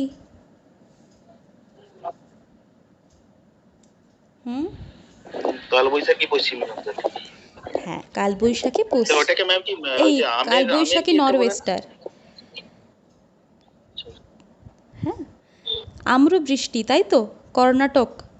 ওটা কখন হয়? হ্যাঁ, ম্যাঙ্গো শাওয়ার, ওটা গরমের শেষে আর বর্ষার শুরুতে। গরমের শেষে বর্ষার শুরুতে। কোথায় হয়? কেরালা, কর্ণাটক। কেরালা, কর্ণাটক। আচ্ছা, আমরা শীতকাল নিয়ে যেহেতু এখন ঢুকলাম, শরৎকাল তো হয়ে গেল, তো শীতকাল তোমরা বললে যে ডিসেম্বর থেকে ফেব্রুয়ারি মান্থে আমরা মোটামুটি টাইম পিরিয়ডটা বলতে পারি। আর শীতকাল বলে আমাদের মাথায় কি আসে না, এখানে হচ্ছে টেম্পারেচারটা খুব কমে যায়, তাই তো? কমে যাবে তো? হ্যাঁ, আচ্ছা, একটা জিনিস আমরা জানি যে যখন টেম্পারেচার কম হবে তখন, আমার কথা শোনা যাচ্ছে? হ্যাঁ, শুনতে পাচ্ছি দিদি। হ্যাঁ, আচ্ছা, যখন টেম্পারেচারটা কম হবে, যখন জেনারেলি তোমরা ভাবো যে ঠান্ডা ঠান্ডা জায়গা, তাই তো? তো সেই জায়গায় বাতাসের চাপ বেশি হবে না কম হবে? বেশি হবে। বেশি হবে, বেশি হবে। একদম। কেন বেশি হবে না, আমরা কি জানি, বাতাস তো গ্যাস, আমরা বলতে পারি এয়ার তো গ্যাস। তখন তো মনে হয় জলীয় বাষ্পটা থাকবে না, আর জলীয় বাষ্পের তুলনায় অন্যান্য হ্যাঁ, গ্যাসের মানে যে ইয়েগুলো, ওগুলো ভরটা একটু কম হয় মনে হয়। ঠান্ডা বাতাস ভারী হয় ইন দ্য সেন্স। আর আমি যেটা বলছি যে এখানে উচ্চ চাপ কেন হচ্ছে, আমরা বলি না শীতকালে প্রচুর উচ্চ চাপ হয়, গ্রীষ্মকালে বায়ুর চাপটা কমে যায়, কেন হয় না, বাতাস যত গরম হবে সে আরও উপরের দিকে উঠে যাবে তো। আর শীতকালে কি হবে, বাতাসটা ঠান্ডা থাকবে। ভারী হবে বাতাসটা, ভারী হবে। সেই জন্য শীতকালে আমরা ভারী দেখব যে মানে বায়ুমণ্ডলে বায়ুর প্রবাহটা হবে না অ্যাকচুয়ালি। হ্যাঁ, বায়ু প্রবাহ হবে না, কারণ গ্রীষ্মকালে দেখছিলাম যে বায়ু যখন ওপরে উঠে যাচ্ছে তাপের জন্য, তাপমাত্রা বেড়ে যাওয়ার জন্য, তাহলে কি হবে না কোনো স্থান ফাঁকা থাকবে না। জলের মতোই এয়ার ফ্লোটাও হয়। জলে যেমন ধরো কোনো একটা নিচু জায়গা আছে, সেই জায়গাটা এমপ্টি হয়ে গেল, তাহলে পাশাপাশি জায়গা থেকে জল এসে সেই জায়গাটা ভরাট করবে। ঠিক সেরকম বাতাসের ক্ষেত্রেও কি হয় না, যখন গরমকালে বাতাসটা তাপ পেয়ে ওপরে উঠে যাচ্ছে, তাহলে ফাঁকা স্থানের সৃষ্টি হচ্ছে। সেই ফাঁকা স্থানটা ভরাট করতে কি হয়, আশেপাশের বাতাসগুলো ছুটে আসে। এই জন্যই তো আমরা সমুদ্রবায়ু, স্থলবায়ু এগুলো দেখি, ল্যান্ড ব্রিজ, ওশেন ব্রিজ এগুলো আমরা দেখি, তাই না? বেসিক্যালি টেম্পারেচারের ডিফারেন্সটা হয় মানে শীতকালে ফাঁকা স্থান পূর্ণ করার ব্যাপারটা থাকে না, তাই তো? সেই অর্থে থাকেই না, কারণ টেম্পারেচার জেনারেলি কম থাকে। তাহলে বাতাসটা যে গরমে উবে যাবে, খুব বেশি পরিমাণে চলে যাবে, সেরম তো নয়। তো ওই এরিয়ার মধ্যে একটা এয়ার প্রেশার অনেক কাজ করে, উচ্চ চাপের সৃষ্টি হয়। ঠিক আছে, আবার সেই সময় তোমরা বিভিন্ন সময়ই দেখবে এই সমুদ্র বা স্থলবায়ুর বিষয়টা, জল যত তাড়াতাড়ি গরম হয় তত তাড়াতাড়ি তাপটা ছেড়ে দেয় ল্যান্ড অপেক্ষা, নাকি? একদম। হ্যাঁ ম্যাম। কেন? জলের কি বেশি আপেক্ষিক? আপেক্ষিক উষ্ণতা। আপেক্ষিক তাপ, স্পেসিফিক হিট। কেমন? তাপ আর তাপমাত্রা কিন্তু আলাদা। উষ্ণতা মানে তাপমাত্রা, তাপের ফলে তাপমাত্রা বাড়ে বা তাপমাত্রা কমে, তাপ নিলে বা তাপ ছাড়লে তাপমাত্রা বাড়ে বা কমে। তো ওই আপেক্ষিক যে তাপ, তার জন্য স্পেসিফিক হিটের জন্য কি হয়, এই চেঞ্জটা হয়। তো সমুদ্রবায়ু, স্থলবায়ু এই সময় আমরা দেখতে পাই, কিন্তু মেনলি বিষয়টা হচ্ছে না উচ্চ চাপ আমরা দেখতে পাই। এবারে সমুদ্রের যে জল এবং নিরক্ষরেখার কাছাকাছি অঞ্চলে কি হয়, দাক্ষিণাত্যে যে ডেকানট্রা পোর্শনটা আছে সেটা একটু বেশি হিট হয়, হয়তো। আচ্ছা, এই সময় তোমরা বললে যে পশ্চিমী ঝঞ্ঝা, পশ্চিমী ঝঞ্ঝা বিষয়টা কি আমাকে একটু কেউ বলো, কি হবে পশ্চিমী ঝঞ্ঝা, কোথায় হয়? ওই তো ম্যাম মেডিটেরিয়ান সি থেকে বায়ুটা এদিকে আসে, মোটামুটি পাঞ্জাব, হরিয়ানা এইসব রিজিয়নগুলোতে। হ্যাঁ, বায়ুটা আসে। সেখানে কোন বৃষ্টিপাত বায়ু ঘটে। আসে? বায়ুটার নাম কি? নামটা জানো তুমি, এক্ষুনি বললে, নামের মধ্যেই আছে। পশ্চিমা বায়ু। পশ্চিমা বায়ু। পশ্চিমা বায়ু। হ্যাঁ, মেডিটেরিয়ান সি থেকে আসে, নামটা তো পশ্চিমা বায়ু। পশ্চিমী ঝঞ্ঝা কে করবে? পশ্চিমা বায়ু করবে, তাই না? তো শীতকালে কি হয়, মেডিটেরিয়ান সি যেটা মানে ভূমধ্যসাগরীয় যে বায়ুটা মানে পশ্চিমা বায়ু, সেটা কি হবে না পশ্চিম দিক থেকে আসছে, তাই তো নাম পশ্চিমী, তাই না? আমরা বলি দক্ষিণ পশ্চিম মৌসুমি। সেরকম পশ্চিম দিক থেকে ভূমধ্যসাগরীয় বা মেডিটেরিয়ান সি এর যে বায়ুটা প্রবেশ করছে, তাই এটাকে পশ্চিমা বায়ু বলা হয়। তো এটা কী করে, কাশ্মীর, পাঞ্জাবের বিভিন্ন জায়গায় ঢুকে পড়ে, ঠিক আছে, এবং সেখানে পশ্চিমী ঝঞ্ঝা করে। এখানে আমি একটা জিনিস বললাম না, সেটা তোমরা কমপ্লিট করবে। পশ্চিমী ঝঞ্ঝা কেন বলছি? শুধুমাত্র বৃষ্টি হচ্ছে নাকি তার সাথে আরো কিছু হয়? কি হয়? বজ্রবিদ্যুৎ ঝড় হয়, ঝড়ও তো হয়। ঝড় হয়, আর কিছু? বৃষ্টি শুধু হয়? একটু কাশ্মীরের কথা ভাবো, শুধু বৃষ্টি? তুষারপাত হয়। তুষারপাত হয়। তুষারপাতও হয়। হ্যাঁ, অ্যাকচুয়ালি এই যে পশ্চিমী ঝঞ্ঝা বিষয়টা কি না, কাশ্মীর বা পাঞ্জাবে, আমরা কাশ্মীরে মেনলি দেখতে পাই কি না, বৃষ্টিপাতের সাথে সাথে তুষারপাতও হয়। ওকে, আর পাঞ্জাবেও তো হয় বৃষ্টিপাত, বেশ ভালো রকমের হয়। তো এটাকে আমরা পশ্চিমী ঝঞ্ঝা বলছি, ঠিক আছে, একটা ট্রাবল টাইপের, ঝঞ্ঝা টাইপের। আচ্ছা, তো এই যে পশ্চিমী ঝঞ্ঝা, পাঞ্জাবের নাম বলেছি, কেমন? তো এবারে তোমরা একটু বুদ্ধি করে বলো, তাহলে কোন চাষটার জন্য উপযোগী এটা? গম। ঠিক আছে, দেখো খেয়াল রাখবে, এই পশ্চিমী ঝঞ্ঝা বা পশ্চিমী যে বৃষ্টিপাতটা হয়, এই ঝঞ্ঝার কারণে যে এই টাইম পিরিয়ড যে বৃষ্টিপাত হয়, সেজন্য কিন্তু পাঞ্জাব, হরিয়ানাতে গম চাষের খুব সুবিধে হয়। আর এই সময় শীতকালে কি হয়, একটা ঠান্ডা বাতাস বয়ে যায়। আমরা যখন সেলফিশ জায়েন্ট পড়ছিলাম, সে সময় পড়ছিলাম না যে হু হু করে একটা ঠান্ডা বাতাস আমাদের গায়ে লেগে চলে গেল, মানে ওই সেলফিশ জায়েন্টের গায়ে লেগে চলে গেল, তাই না? তো শৈত্য প্রবাহ বলি, ওকে, তো শৈত্য প্রবাহ বলি, এমনি জাস্ট বললাম গল্পটা। শৈত্য প্রবাহ হয়, তাপমাত্রা কমে যায়। তোমরা জানো যে হু হু করে একটা হাওয়া বয়, গায়ে শিহরণ মানে একটা কি বলে ওটাকে, কাঁপিয়ে দেয়, কাঁপুনি দিয়ে দেয়। ইভেন এই সময় ভোরের দিকে কি হয়, কুয়াশা হয়, তাই তো? আচ্ছা, তো এই গেল মোটামুটি গ্রীষ্ম, বর্ষা, শরৎ, শীত আমাদের যে 4টে মেন ঋতু সেটা সম্পর্কে। এবারে আর কয়েকটা প্রশ্ন করি, যেহেতু আমরা মৌসুমি মৌসুমি করছি অনেকক্ষণ থেকে। তো মৌসুমি কথাটি এসেছে একটা শব্দ থেকে, শব্দটা কি? মৌসুম। মৌসিম। আচ্ছা, এটা কি ধরনের শব্দ? অ্যারাবিক অ্যারাবিক শব্দ। ওয়ার্ড। হ্যাঁ, মালায়ালাম। এই অ্যারাবিক শব্দ। কেমন? এর মানেটা কি? আরবি শব্দ। থেকে এসছে, যার অর্থ হলো ঋতু। ঋতু, একদম। এর অর্থ হচ্ছে ঋতু। ওকে, আচ্ছা, এর বাইরে আর তোমাদের কি মনে হচ্ছে জলবায়ু থেকে আর কোন বিষয়টা কি আমরা পেতে পারি বা আলোচনার মধ্যে আসতে পারে?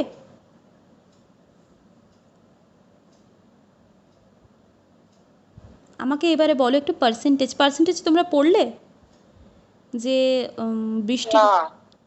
আচ্ছা, না ম্যাম। আচ্ছা, এই যে গ্রীষ্ম, বর্ষা, শরৎ, শীত আমরা বলছি, তো ভারতে টোটাল ধরো 100% বৃষ্টিপাত হচ্ছে সব কিছু মিলিয়ে। তাহলে বলো এই গ্রীষ্মকালে কত পার্সেন্ট মতো বৃষ্টিপাত হয় মৌসুমি বায়ুর জন্য? Approx any guesses? এখন কমে গেছে, বলো কত? 80 আপ, 80 আপ। গ্রীষ্ম, বর্ষাকালে প্রায় 80 থেকে 85% বৃষ্টিপাত কিন্তু হয় ভারতে এই মৌসুমি বায়ুর কারণে। মোটামুটি 10 থেকে 15% হয় শরৎকালে, আর শীতকালে তো খুব কমই হয়, ওই 2 থেকে 3% মতো। এবারে তোমরা একটু হিসাব করে নেবে, ঠিক আছে? আর যে জায়গাগুলো খেয়াল রাখার সেটা হচ্ছে কোন কোন জায়গায় দুবার বৃষ্টিপাত হয়। কেরালা, মালাবার উপকূল, তামিলনাড়ু উপকূল, অন্ধ্র উপকূল, এই জায়গা। পশ্চিমী বায়ু কি, কখন দেখতে পাই, কোন ঋতুতে দেখতে পাই। আশ্বিনের ঝড় কি, লু কোনটা, কালবৈশাখী ঝড় যেটাকে আমরা কি বললাম এক্ষুনি নামটা, নরওয়েস্টার। আচ্ছা, কালবৈশাখীকে আমরা আসামে কি বলি? কি বর্দ ছিল না কি যেন? বরদই ছিলা, তাই তো? বরদই ছিলা। স্ক্রিন শেয়ার করে আপনি কি স্ক্রিন শেয়ার করেছেন? না না, আমি স্ক্রিন শেয়ার না, করিনি, এমনি আলোচনা করছি। বরদই ছিলা, তাই তো? আশ্বিনে, এই আশ্বিনের বলছি, আসামে যে কালবৈশাখী ঝড়, হ্যাঁ সেটাকে বলি আমরা বরদই ছিলা বলি। আচ্ছা, এমনিতে আমরা হট ডেজার্ট এরিয়া দেখি রাজস্থানে দেখি, তাই তো? কোল্ড ডেজার্ট এরিয়া কোথাও রয়েছে ভারতে? লাদাখ। লাদাখে রয়েছে। আচ্ছা, লাদাখে লাদাখের আর একটু যদি স্পেসিফিক্যালি বলতে চাই? দ্রাস রিজিয়ন, খুবই শুষ্ক রিজিয়ন। স্পিতি ভ্যালি আমরা শুনেছি, লাউল স্পিতি ভ্যালি। হ্যাঁ। ওকে, তাহলে ওটাও আছে। আচ্ছা, ভারতে কি কখনো বন্যা বা খরা কন্ডিশন হয়েছে বা হতে পারে? কেন হতে পারে বা হয়েছে বলো? খরা তো একবার হয়েছিল ওই মৌসুমী বায়ুর অনিশ্চয়তা বা খামখেয়ালির জন্য বন্যা হতে পারে বা খরাও হতে পারে। কিসের জন্য বলো আরেকবার? মৌসুমী বায়ুর খামখেয়ালির জন্য, মানে সঠিক সময়ে না এলে বা একদম সময়ের ঠিক, মধ্যে বৃষ্টি না হলে এটা দেখা যেতে পারে। দেরিতে বা তাড়াতাড়ি আসলে এরকম। একদম, প্রত্যেকটার তো একটা সময়ের টাইম আগে চলে এলে বন্যা এবং সময়ের দেরি করে এলে খরা হয়। একদম। এই যে যেমন ধরো আমরা আগে দেখতাম যে যখন পৃথিবীর টেম্পারেচার ঠিকঠাক ছিল, মানে প্রচুর গ্লোবাল ওয়ার্মিং ছিল না, ঠিকঠাক ছিল ইন দ্য সেন্স এই যে এখন আমরা যে এত পরিমাণে গ্লোবাল ওয়ার্মিং, বিশ্ব উষ্ণায়ন দেখি, তো সেই বিষয়টা এত হিউজ পরিমাণে ছিল না। তো তখন কি হতো না, মোটামুটি ঠিকঠাক টাইমে আসতো। হ্যাঁ, হেরফের হতো, অবশ্যই হেরফের হতো, সেই কারণে খরা, বন্যা এটসেট্রা হতো। তো বেসিক্যালি কি যেটা বললো এক্ষুনি শুভদীপ, যেটা বললো কি বললো না, মৌসুমি বায়ু কখনো দেরি করে ঢুকছে। হ্যাঁ, মৌসুমি বায়ু কখনো দেরি করে ঢুকছে, কখনো তাড়াতাড়ি ঢুকছে। যদি তাড়াতাড়ি চলে আসে তার মানে অনেক দিন থাকছে, অনেক দিন থাকলে কি হবে, প্রচুর বৃষ্টিপাত ঘটাচ্ছে। আবার যখন আসছে না সে আসছেই না, কারণ সে বৃষ্টিপাত ঘটানোর জন্য তার কি দরকার, তার জল দরকার, জলীয় বাষ্প দরকার। তো সে যখন ওগুলো করতে পারছে না, মৌসুমি বায়ুর যে খামখেয়ালিপনা, অ্যাবসার্ডনেস, সেগুলোর কারণে কি হয়, খরাও হয়, বন্যাও হয়। ওকে, আচ্ছা 2000 সালে কিছু একটা হয়েছিল, খরা হয়েছিল না বন্যা হয়েছিল পশ্চিমবঙ্গে? বন্যা। বন্যা হয়েছিল 2000 সালের দিকে। হ্যাঁ বন্যা, ওটা মনে আছে। হ্যাঁ, আর তোমরা জানো যে এই যে জল বাঁধে ড্যামে ধরে রাখা হয়, তো সে জায়গায় জল ভরাট হয়ে গেল, যখন ড্যামে জলটা ধরে রাখছো তখন কি হবে না, তার আশেপাশের যে জায়গাগুলো সেগুলো আস্তে আস্তে মানে ভালো করে প্রিজার্ভ করা থাকে। যদি সেই অর্থে প্রিজার্ভ খুব ভালোভাবে না থাকে বা জলের যে লেভেলটা সেটা যদি বাঁধের ক্যাপাসিটিকে অতিক্রম করে যায়, তাহলে কি হবে, জলটাকে ছাড়তে হবে। হ্যাঁ, বাঁধ তো ভেঙে যাবে একদম। আর সেই তার আশেপাশে, হ্যাঁ তার আশেপাশে তো মানুষজন বাস করে, তো তাদের ঘরবাড়িগুলোকে ঠিকঠাক রাখার জন্য কি করতে হবে, জলটাকে ছেড়ে দিতে হবে। এবারে এই যে বাঁধের জলটা হঠাৎ করে যদি ছেড়ে দেওয়া হয় তাহলে বন্যার সৃষ্টি হতে পারে। আবার এই যে ভূমির যে ক্ষয় হচ্ছে সেটার জন্য বন্যা হতে পারে। জল যাওয়ার জন্য আমাদের যে ড্রেনেজ সিস্টেম সেটা যদি ঠিকঠাক না থাকে সে কারণে বন্যা হতে পারে। তাহলে বন্যা হওয়ার বা খরা হওয়ার বিভিন্ন কিছু কারণ রয়েছে। তো এখান থেকে আমি তোমাদের একটা প্রশ্ন করছি বাঁধ থেকে। আমরা বেসিক্যালি যদি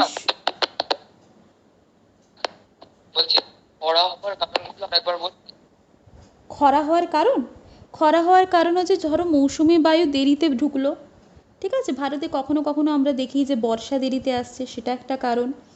হঠাৎ করে ধরো মৌসুমি বায়ু ঠিক টাইমে ঢুকলো, কিন্তু তার যতটা সময়, যতটা ডিউরেশন ভারতে থাকার কথা ছিল বা যতটা বৃষ্টি করানোর কথা ছিল সে ততটা জলীয় বাষ্প নিয়ে আসেনি, তাহলে বৃষ্টিটা কম হচ্ছে, সেটা একটা কারণ। ঠিক আছে, আবার ধরো সেই সময় মানে এত গ্লোবাল ওয়ার্মিংটা বেড়ে গেছে যে তাপমাত্রা বেড়ে যাচ্ছে, সেই কারণে আবার বনভূমি মানে গাছ টাছ এগুলোর আমরা যে এত গাছ কেটে ফেলছি, তাহলে কি হবে, সূর্যের যে তাপটা সেটার দ্বারা প্রচুর এফেক্টেড হবে আমাদের যে গ্রাউন্ড ওয়াটার বলো বা বিভিন্ন যে ওয়াটার এরিয়াগুলো আছে, ওয়াটার বডিসগুলো আছে, সেগুলো এফেক্টেড হবে। ফলে মাটি কী হবে, ফাটল ধরবে, তাই না? তো সেক্ষেত্রে খরা হবে। আবার আমাদের যে পলিউশন হচ্ছে সে কারণেও খরা হতে পারে। তো এরকম বিভিন্ন কারণের জন্য কিন্তু খরা হবে। ঠিক আছে, মেনলি হচ্ছে মৌসুমি বায়ু এর জন্য দায়ী, দেরি করে আসা, তাড়াতাড়ি চলে যাওয়া। আচ্ছা, যে প্রশ্নটা করছিলাম যে আমরা দু ধরনের এনার্জি মেনলি বলি, একটা হচ্ছে পোটেনশিয়াল এনার্জি, একটা হচ্ছে কাইনেটিক এনার্জি, স্থিতিশক্তি আর গতিশক্তি, তাই তো? হ্যাঁ ম্যাম। আচ্ছা, তো বাঁধের জলে কোন শক্তি সঞ্চিত থাকে? Potential energy. Potential energy. কেন না, বাঁধের জলটা স্থির আছে, তাই তো? বাঁধের জল স্থির আছে, তাই সেখানে বাঁধের জলে পরীক্ষায় প্রশ্ন আসে সায়েন্সের একটা, কি প্রশ্ন না, বাঁধের জলে আমরা কোন এনার্জি বা কোন শক্তিকে দেখতে পাই সঞ্চিত থাকে, না স্থিতিশক্তি বা পোটেনশিয়াল এনার্জি। আচ্ছা, যদি বলতো এই বাঁধের জলটা ছেড়ে দেওয়া হয়েছে বা নদীর জল, তাহলে সেক্ষেত্রে কোন এনার্জি বলবো আমরা? সেখানে কাইনেটিক হবে। Kinetic energy. কাইনেটিক, তাহলে সেখানে জলটা বয়ে যাচ্ছে, মানে গতিবেগ আছে, কি আসবে, গতিশক্তি আসবে, কাইনেটিক এনার্জি। ওকে, আচ্ছা ধরো এই পোটেনশিয়াল এনার্জি যেহেতু বলছিলাম, আর একটা বিষয় বলে দিই, আমরা যে ঘড়িতে দম দেওয়া ঘড়ি দেখি, তো দম দেওয়া ঘড়ি শুনেছি অ্যাটলিস্ট, না দেখে থাকলেও, তাই না? তো এই যে ঘড়িতে একটা স্প্রিং থাকে, সেটাকে ঘুরিয়ে ঘুরিয়ে দম দেওয়া হতো আগেকার দিনে। দাদু ঠাম্মাদের সময়ে দেখবে যে ঘড়িগুলো ছিল, সেই সময় ঘড়িকে ওই স্প্রিংগুলোকে ঘুরিয়ে ঘুরিয়ে তাকে মানে টাইম সেট করা হতো বা ঘড়িগুলো চলতো। তো স্প্রিংয়ে ওই যে স্প্রিং গোটানো, ঘড়ির স্প্রিংয়ে যদি গোটানো হয় সেক্ষেত্রে কোন এনার্জি সঞ্চিত হয়? পোটেনশিয়াল। সেটাও পোটেনশিয়াল এনার্জি। পোটেনশিয়াল এনার্জি, একদম স্থিতিশক্তি। ঠিক আছে, তো এই দুটো বিষয় আসে। আচ্ছা, এবারে আমরা কি একটু উদ্ভিদ নিয়ে আলোচনা করব? জাস্ট 2 মিনিট বলবো, হ্যাঁ, তারপরে ডিনার ব্রেক দিচ্ছি, কারণ বায়োলজিতে পড়াতে হবে আমাকে। দিদি যে খড়িটার কথা বলছেন ওটা এখনো তো আসছে না? আছে তো বটেই, একদম আছে, আসে ম্যাম আমাদের এখানে, আমাদের বাড়িতে আসে অবশ্যই। আমাদের। হ্যাঁ, সে কোথায় যাবে আর, তাই না? ম্যাম হ্যাঁ বলো।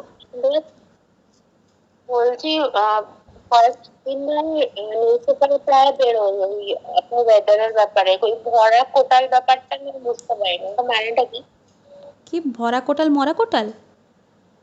হ্যাঁ ওটাই, ইংলিশ টার্ম জিজ্ঞেস করবে?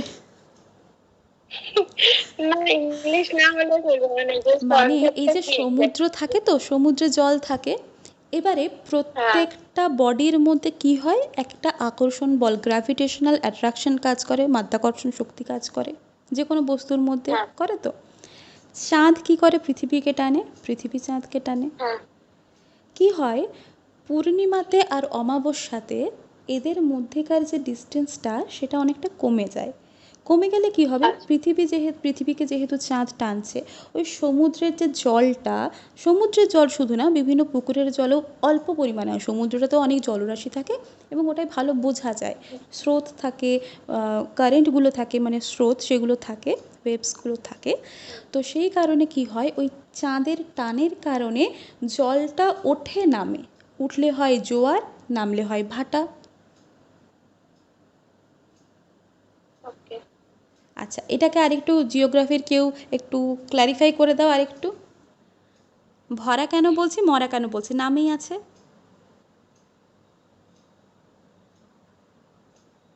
ভরাতে কি হবে? ভরা মানে জলটা বেশি বেশি করে ঢুকবে হবে, আর মরা মানে সেখানে জলটা নেমে যাবে আর কি, জলের স্তরটা নেমে যাবে উপকূলবর্তী রিজিয়নগুলো থেকে।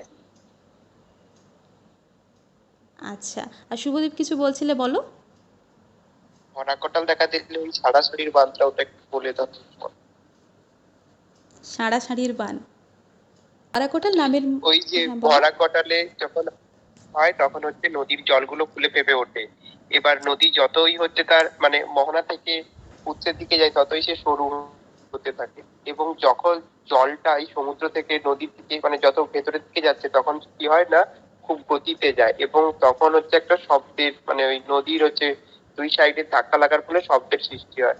তখন মানে ওই যেমন ষাঁড় ফুটে গেলে শব্দ হয়, সেই শব্দ সৃষ্টি হয় বলে তাকে সারাসারির বাঁধ বলে।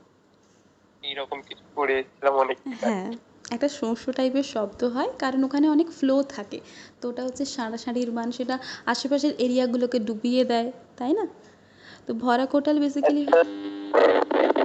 ম্যাম আমি একটু বলি, অ্যাকচুয়াল হয় যদি আমরা একটা প্রিপারেশন দেখে, যেমন চমুকে একটা কি উদাহরণ দেখতে পাই, যখন চুম্বক আর লোহার কাছাকাছি যখন নিয়ে আসি তখন সেই জায়গাটা কি হয়, তুরন্ত আকর্ষণটা করে। ঠিক সেই সময় যখন পূর্ণিমা চাঁদের মধ্যপ্রদেশের টানের ফলে পৃথিবী যেরকম একটা আকর্ষিত হয়, সেই কারণে যখন ভরা কোটাল মানে যখন বা নদীর জল একদম হয়ে মানে ফুলে ওঠে, কারণ ওর গতিবেগটা আরো বেড়ে যায়, এবং ভাটার সময়ও মানে যখন হয় তখন কি হয়, সেটারও গতিবেগ তুরন্ত ঘটে যায়। এটা হচ্ছে পূর্ণিমা, এর থেকে কথা ভরা কোটাল আর মরা কোটাল।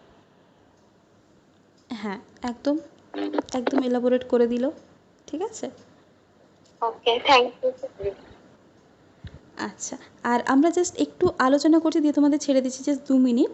তো স্বাভাবিক উদ্ভিদ তো আমরা তো ভারতে বিভিন্ন রকমের দেখি, তাই তো?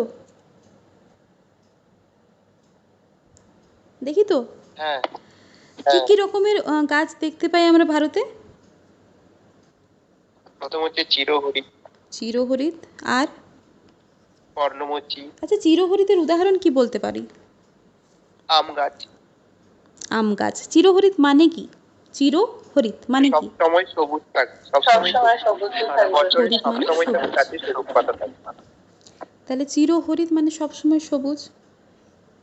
যেমন আমরা আমাদের পরিচিত কি বলি না, শিশু, আম, জাম, আম জাম, এগুলো তো আছে, শিশু, তাই না? শিশু, তারপরে রোজ উড, যেগুলো মেহগনি, এগুলো আছে।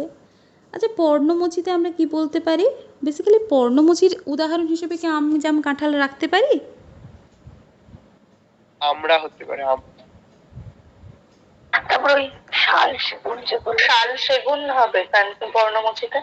হ্যাঁ, শাল সেগুন। দেখো, চিরহরিতের ক্ষেত্রে মেনলি আমরা শীতকালে পাতা ঝরে যায়। হ্যাঁ মানে ওরা একটা নির্দিষ্ট টাইমে পাতা ঝরে যায় শীতকালে, আবার বসন্তকালে আসে। হ্যাঁ দেখো, যেটা আমরা বলছিলাম চিরহরিৎ, তো এটার উদাহরণ হিসেবে আমাদের ভালো উদাহরণ কী কী হতে পারে? শিশু হতে পারে, মেহগনি হতে পারে, আবার তোমার রাবার রাবার রোজউড হবে ম্যাম? হ্যাঁ রোজউড হবে, ঠিক আছে। তারপরে রাবার রাবার হয়, বাঁশ জাতীয় গাছগুলো হয়। তো এগুলো কিন্তু চিরহরিতের মধ্যে আমরা ফেলতে পারি। পর্ণমোচীর ক্ষেত্রে আমরা কি বলতে পারি না, ধরো যেটা তোমরা বললে যে শাল, সেগুন, শিমুল গাছ, তার সাথে পলাশ, অশ্বত্থ, আম, কাঁঠাল, জাম, এই গাছগুলো কিন্তু তোমার পর্ণমোচীর মধ্যে পড়লো। এবারে আর কি হতে পারে? সাবাই কি? সাবাই ঘাস, লবণাম্ব উদ্ভিদ। লবণাম্ব উদ্ভিদ একদম। আচ্ছা লবণাম্ব উদ্ভিদ কোনগুলো? ওই যে জেরোফাইট বলে, মানে যেগুলো হচ্ছে ওই বোরান, কেওয়া, সুন্দরী, এতাল, ম্যানগ্রোভ এরিয়াতে যে জন্মায়, ম্যানগ্রোভ। হ্যাঁ, তো ওটা হবে সুন্দরী গার্ডেন দেওয়া এসব। একদম, যেখানে হ্যালোফাইট উদ্ভিদ। হ্যাঁ ওটাকে আমরা হ্যালোফাইট বলি। জেরোফাইট মানে হচ্ছে মরু অঞ্চল, তাই না? হ্যাঁ, মরু অঞ্চল, হ্যাঁ হ্যাঁ, ওটা মরুমাঞ্চল। ম্যানগ্রোভ অঞ্চলের যে ক্যাকটাস ওসব। হ্যাঁ, তাহলে একটা যেটা বলি লবণাম্ব উদ্ভিদ যেটা, সেটা হচ্ছে ম্যানগ্রোভ এরিয়াতে, যেখানে সমুদ্রের যে নোনা জলটা প্রবেশ করে সেখান থেকে লবণাম্ব উদ্ভিদ। তো সেখানে উদাহরণ হিসেবে আমরা বলতে পারি কি সুন্দরী, গরান, গেওয়া, গোলপাতা, হেতাল, এগুলো তো রয়েছে। আর তোমরা জানো যে সুন্দরবনের যে ম্যানগ্রোভ এরিয়াটা সেটা বিশ্বের মধ্যে সব থেকে বড়, তাই তো? Mangrove area. হ্যাঁ, তাই তো ইউনেস্কোর হেরিটেজ। উড়িষ্যাতে কিছু আছে এরকম? কি নাম উড়িষ্যার ম্যানগ্রোভ অরণ্যটার নাম কি তোমরা জানো? ভিতরকণিকা। হ্যাঁ, ভিতরকণিকা। এইবারে WBCS প্রিলিমসে এসেছিল অন্ধ্রপ্রদেশের ম্যানগ্রোভ এরিয়ার নাম কি? লোরিঙ্গা। নামটা কি? আমার কথা কেটে আসছে। আমার কথা কেটে আসছে? না তো আসছে।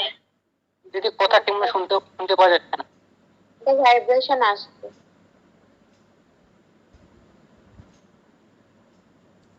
আচ্ছা বলছি আমার ফ্যান ট্যান চলছে তাই। না, আমি তো হেডফোনে কথা বলছি না, আমি এমনি কথা বলছিলাম, ও কারণেও হতে পারে। খুব আস্তে শোনা যাচ্ছে না? এবার শোনা যাচ্ছে? এবার ঠিক আছে। হ্যাঁ, তা আমরা যেটা বলছিলাম যে দেখো, তিনটে জায়গার ম্যানগ্রোভ এরিয়া খেয়াল রাখবে। একটা হচ্ছে সুন্দরী, যেটা সেটা হচ্ছে মানে সুন্দরবন অঞ্চলের যেটা, সেটা সব থেকে বিশ্বের সব থেকে বড় ম্যানগ্রোভ এরিয়া।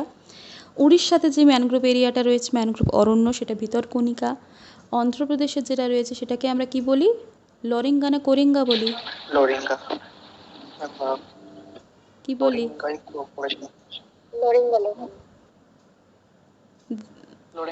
লোরিঙ্গা। আচ্ছা, তো এটা আমরা দেখতে পাই। এবারে এর কিছু বৈশিষ্ট্য আছে, যেমন এটাকে নাম দেওয়া হচ্ছে হ্যালোফাইটস, তাই তো? কারণ ওখানে কি বলতো, লবণ মানে কি সোডিয়াম ক্লোরাইড, ক্লোরিন একটা কি হ্যালোজেন, ফাইট মানে উদ্ভিদ, হ্যালোজেন থেকে হ্যালোফাইট। ওকে, তাহলে কি হবে, সেই মাটিতে প্রচুর পরিমাণে লবণ থাকবে, তাহলে মূলগুলো কি হবে, শ্বাস নেওয়ার জন্য মাটির উপরে উঠে আসে, যাকে আমরা কি বলি? শ্বাসমূল। শ্বাসমূল। শ্বাসমূল। আচ্ছা, সেখানে কি হয় না, প্রচণ্ড জলের স্রোত থাকে অনেক সময়, তাহলে গাছগুলো পড়ে যেতে পারে, বা নতুন গাছ যখন জন্মায় তার সাপোর্টের দরকার হয়, তাহলে সেই সময় ওই সাপোর্ট দেওয়ার জন্য যে মূলগুলো, সেগুলোকে আমরা কি বলি? ঠেসমূল বলি, একদম।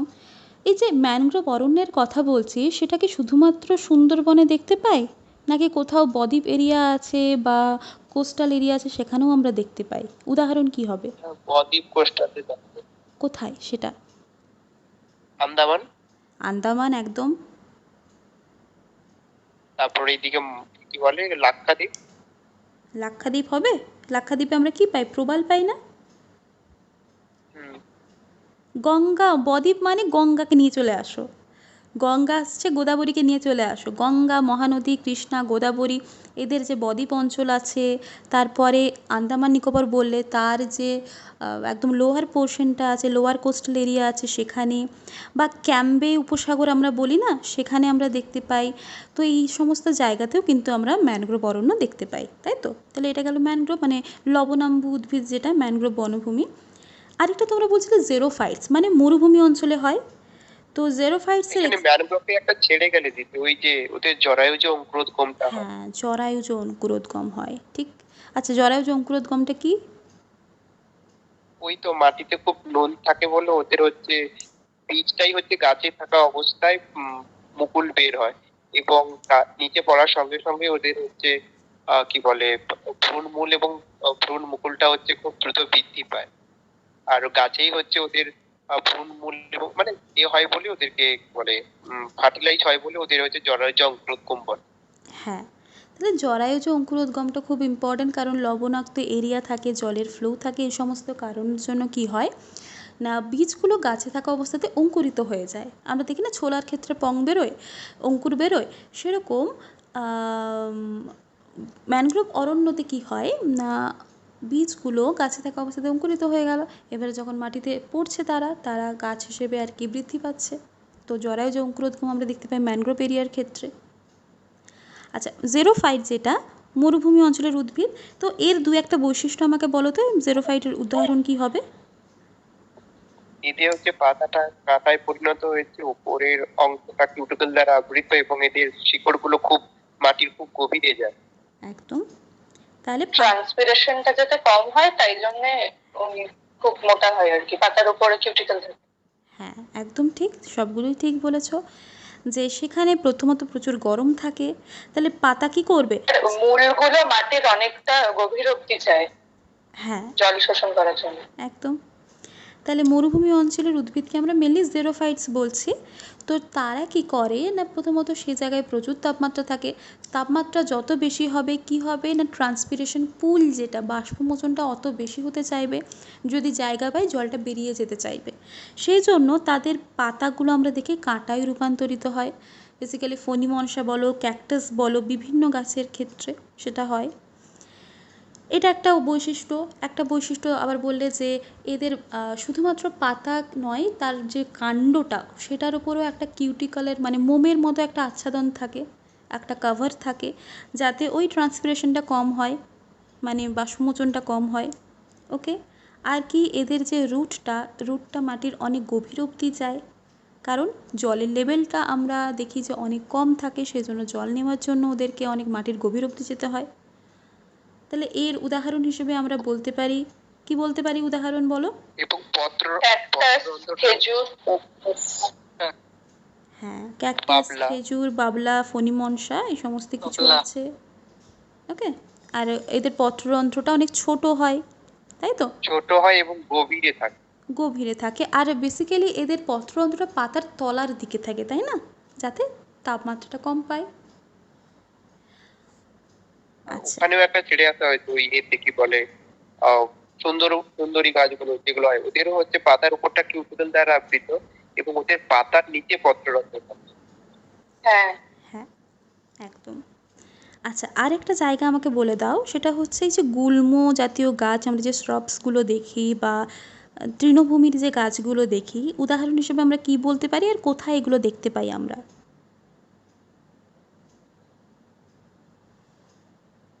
নামেই আছে। কাগজ তৈরিতে কি ব্যবহার করা হয়, কোন ঘাস আমরা জানি? সাবাই ঘাস। সাবাই। আচ্ছা, সাবাইয়ের মতো দেখতে শরৎকালে হয় কি একটা দেখি যেন আমরা, সাদা সাদা রঙের ফুলের মতো পাতার মতো, কাশফুল, তাই তো? তো এই সাবাই বলো, কাশ বলো, এইগুলো হচ্ছে তোমার হ্যাঁ, এগুলো গুল্মের মধ্যে পড়বে। এগুলো বেসিক্যালি আমরা যদি বলতে চাই, এগুলো বিভিন্ন কাজে লাগে, ঘর ছাওয়ার জন্য কাজে লাগে, ঠিক আছে, কাগজ তৈরিতে কাজে লাগে। তো আরাবলি, রাজস্থানের যে এরিয়া আরাবলির পোর্শনটা, আরাবলি যে ইস্টার্ন পোর্শন আছে সেখানে আমরা দেখতে পাই। গুজরাট, তারপর তোমার ওয়েস্টার্ন ঘাট, যে বৃষ্টির ছায়া অঞ্চল রয়েছে পশ্চিম ঘাটের, সেখানে আমরা দেখতে পাই কি না, এই গুল্ম বা তৃণ টাইপের ঘাস টাইপের গাছগুলো কিন্তু আমরা দেখতে পাই। আর লাস্ট ওয়ান আমি যদি বলি সেটা হচ্ছে হিমালয়। পর্বতেরগুলো তো বলাই হয়নি, তাহলে পর্বতের ক্ষেত্রে আমরা কি কি দেখতে পাই? হিমালয়ের বনভূমি, দেবদারু, ওক। সরল সরলবর্গীয় বৃক্ষ। সরলবর্গীয় বৃক্ষ। আচ্ছা, এখানে আমরা বিভিন্ন উচ্চতায় কিন্তু বিভিন্ন কিছু দেখতে পাই। চিরহরিৎ যেমন দেখতে পাই, পর্ণমোচী দেখতে পাই, সরলবর্গীয় দেখতে পাই, তাই তো? সব রকমই তো দেখতে পাই। আচ্ছা, মানে ওই হ্যাঁ বলো। উচ্চতা অনুযায়ী আলাদা আলাদা হয়ে থাকে। হ্যাঁ, উচ্চতা যত নিচ অনুযায়ী থেকে উপর দিকে যাব একদমই তাই। সরলবর্গীয়টা কোথায় দেখতে পাই? একদম উপরের দিকে। একদম উপরের দিকে, তাই তো? মোটামুটি হাইটটা ধরো 3000 বা 4000 মিটার যদি আমরা হাইট কনসিডার করি, যেমন ইস্টার্ন হিমালয়, ওয়েস্টার্ন হিমালয়ের কথা যদি কনসিডার করি, সেখানে আমরা সরলবর্গীয় বা যেটাকে আমরা বলি হ্যাঁ সরলবর্গীয় বলতে পারি, ওই বনভূমিগুলো দেখি। আরেকটু উপরে উঠে যদি আমরা দেখি, সেখানে আল্পস টাইপের বনভূমি দেখি, আল্পীয় বনভূমি, তাই না? তাহলে সরল বনভূমি যেটা, সরলবর্গীয় বনভূমি যেটা, গাছের নাম বলো তো দু একটা, এক্ষুনি বললে। পাইন, ফার, পাইন, ফার, দেবদারু, স্প্রুস, তাই না? তো এইগুলো। আবার আল্পস, যে আল্পীয় যে বনভূমিটা আমরা বলি, আরেকটু উচ্চতায় উঠলে সেখানে আমরা কি বলতে পারি? কোন উদাহরণ? রোডোডেনড্রন। হ্যাঁ, রোডোডেনড্রন, রডোডেনড্রন, জুনিফার, এই গাছগুলো আমরা দেখি। নাক্স ভূমিকা যেটা, সে বেলাডোনা, তাই না? তো এই গাছগুলো দেখি। আবার আরেকটু যদি নিচে নামি, ধরো সরলবর্গীয় থেকে একটু নিচে নেমে গেলাম, তখন আমরা কি দেখব? পর্ণমোচী। মোটামুটি ধরো ওই 2000 মিটারের মধ্যে আর কি, ঠিক আছে? 1000 থেকে 2000 বা 700 500 থেকে 2000-এর মধ্যে আমরা দেখি পর্ণমোচী গাছ, যেটা তোমরা বলেছিলে যে বিভিন্ন ওক টাইপের হতে পারে, ম্যাপেল হতে পারে, এরা রয়েছে। যেহেতু আমরা হিমালয়ের বনভূমির কথা বলছি, ওক, ম্যাপেল, এই ওয়ালনাট টাইপের বার্চ বলি, এই গাছগুলো দেখতে পাই। আরেকটা হচ্ছে চিরহরিৎ। চিরহরিৎটা মোটামুটি ওই 500 থেকে 1000-এর মধ্যে থাকে। তো এই হিমালয় বনভূমির রেসপেক্টে দু একটা চিরহরিতের নাম বলে দাও। এক্ষুনি বলেছো তোমরা। রোজউড, কী হবে শ্রেয়া?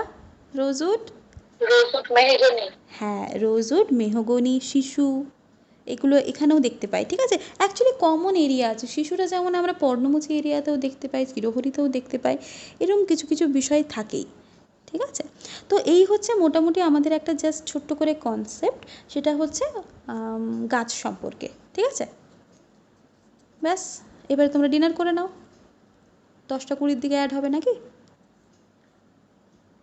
ঠিক আছে, ওকে। এরপরে তেল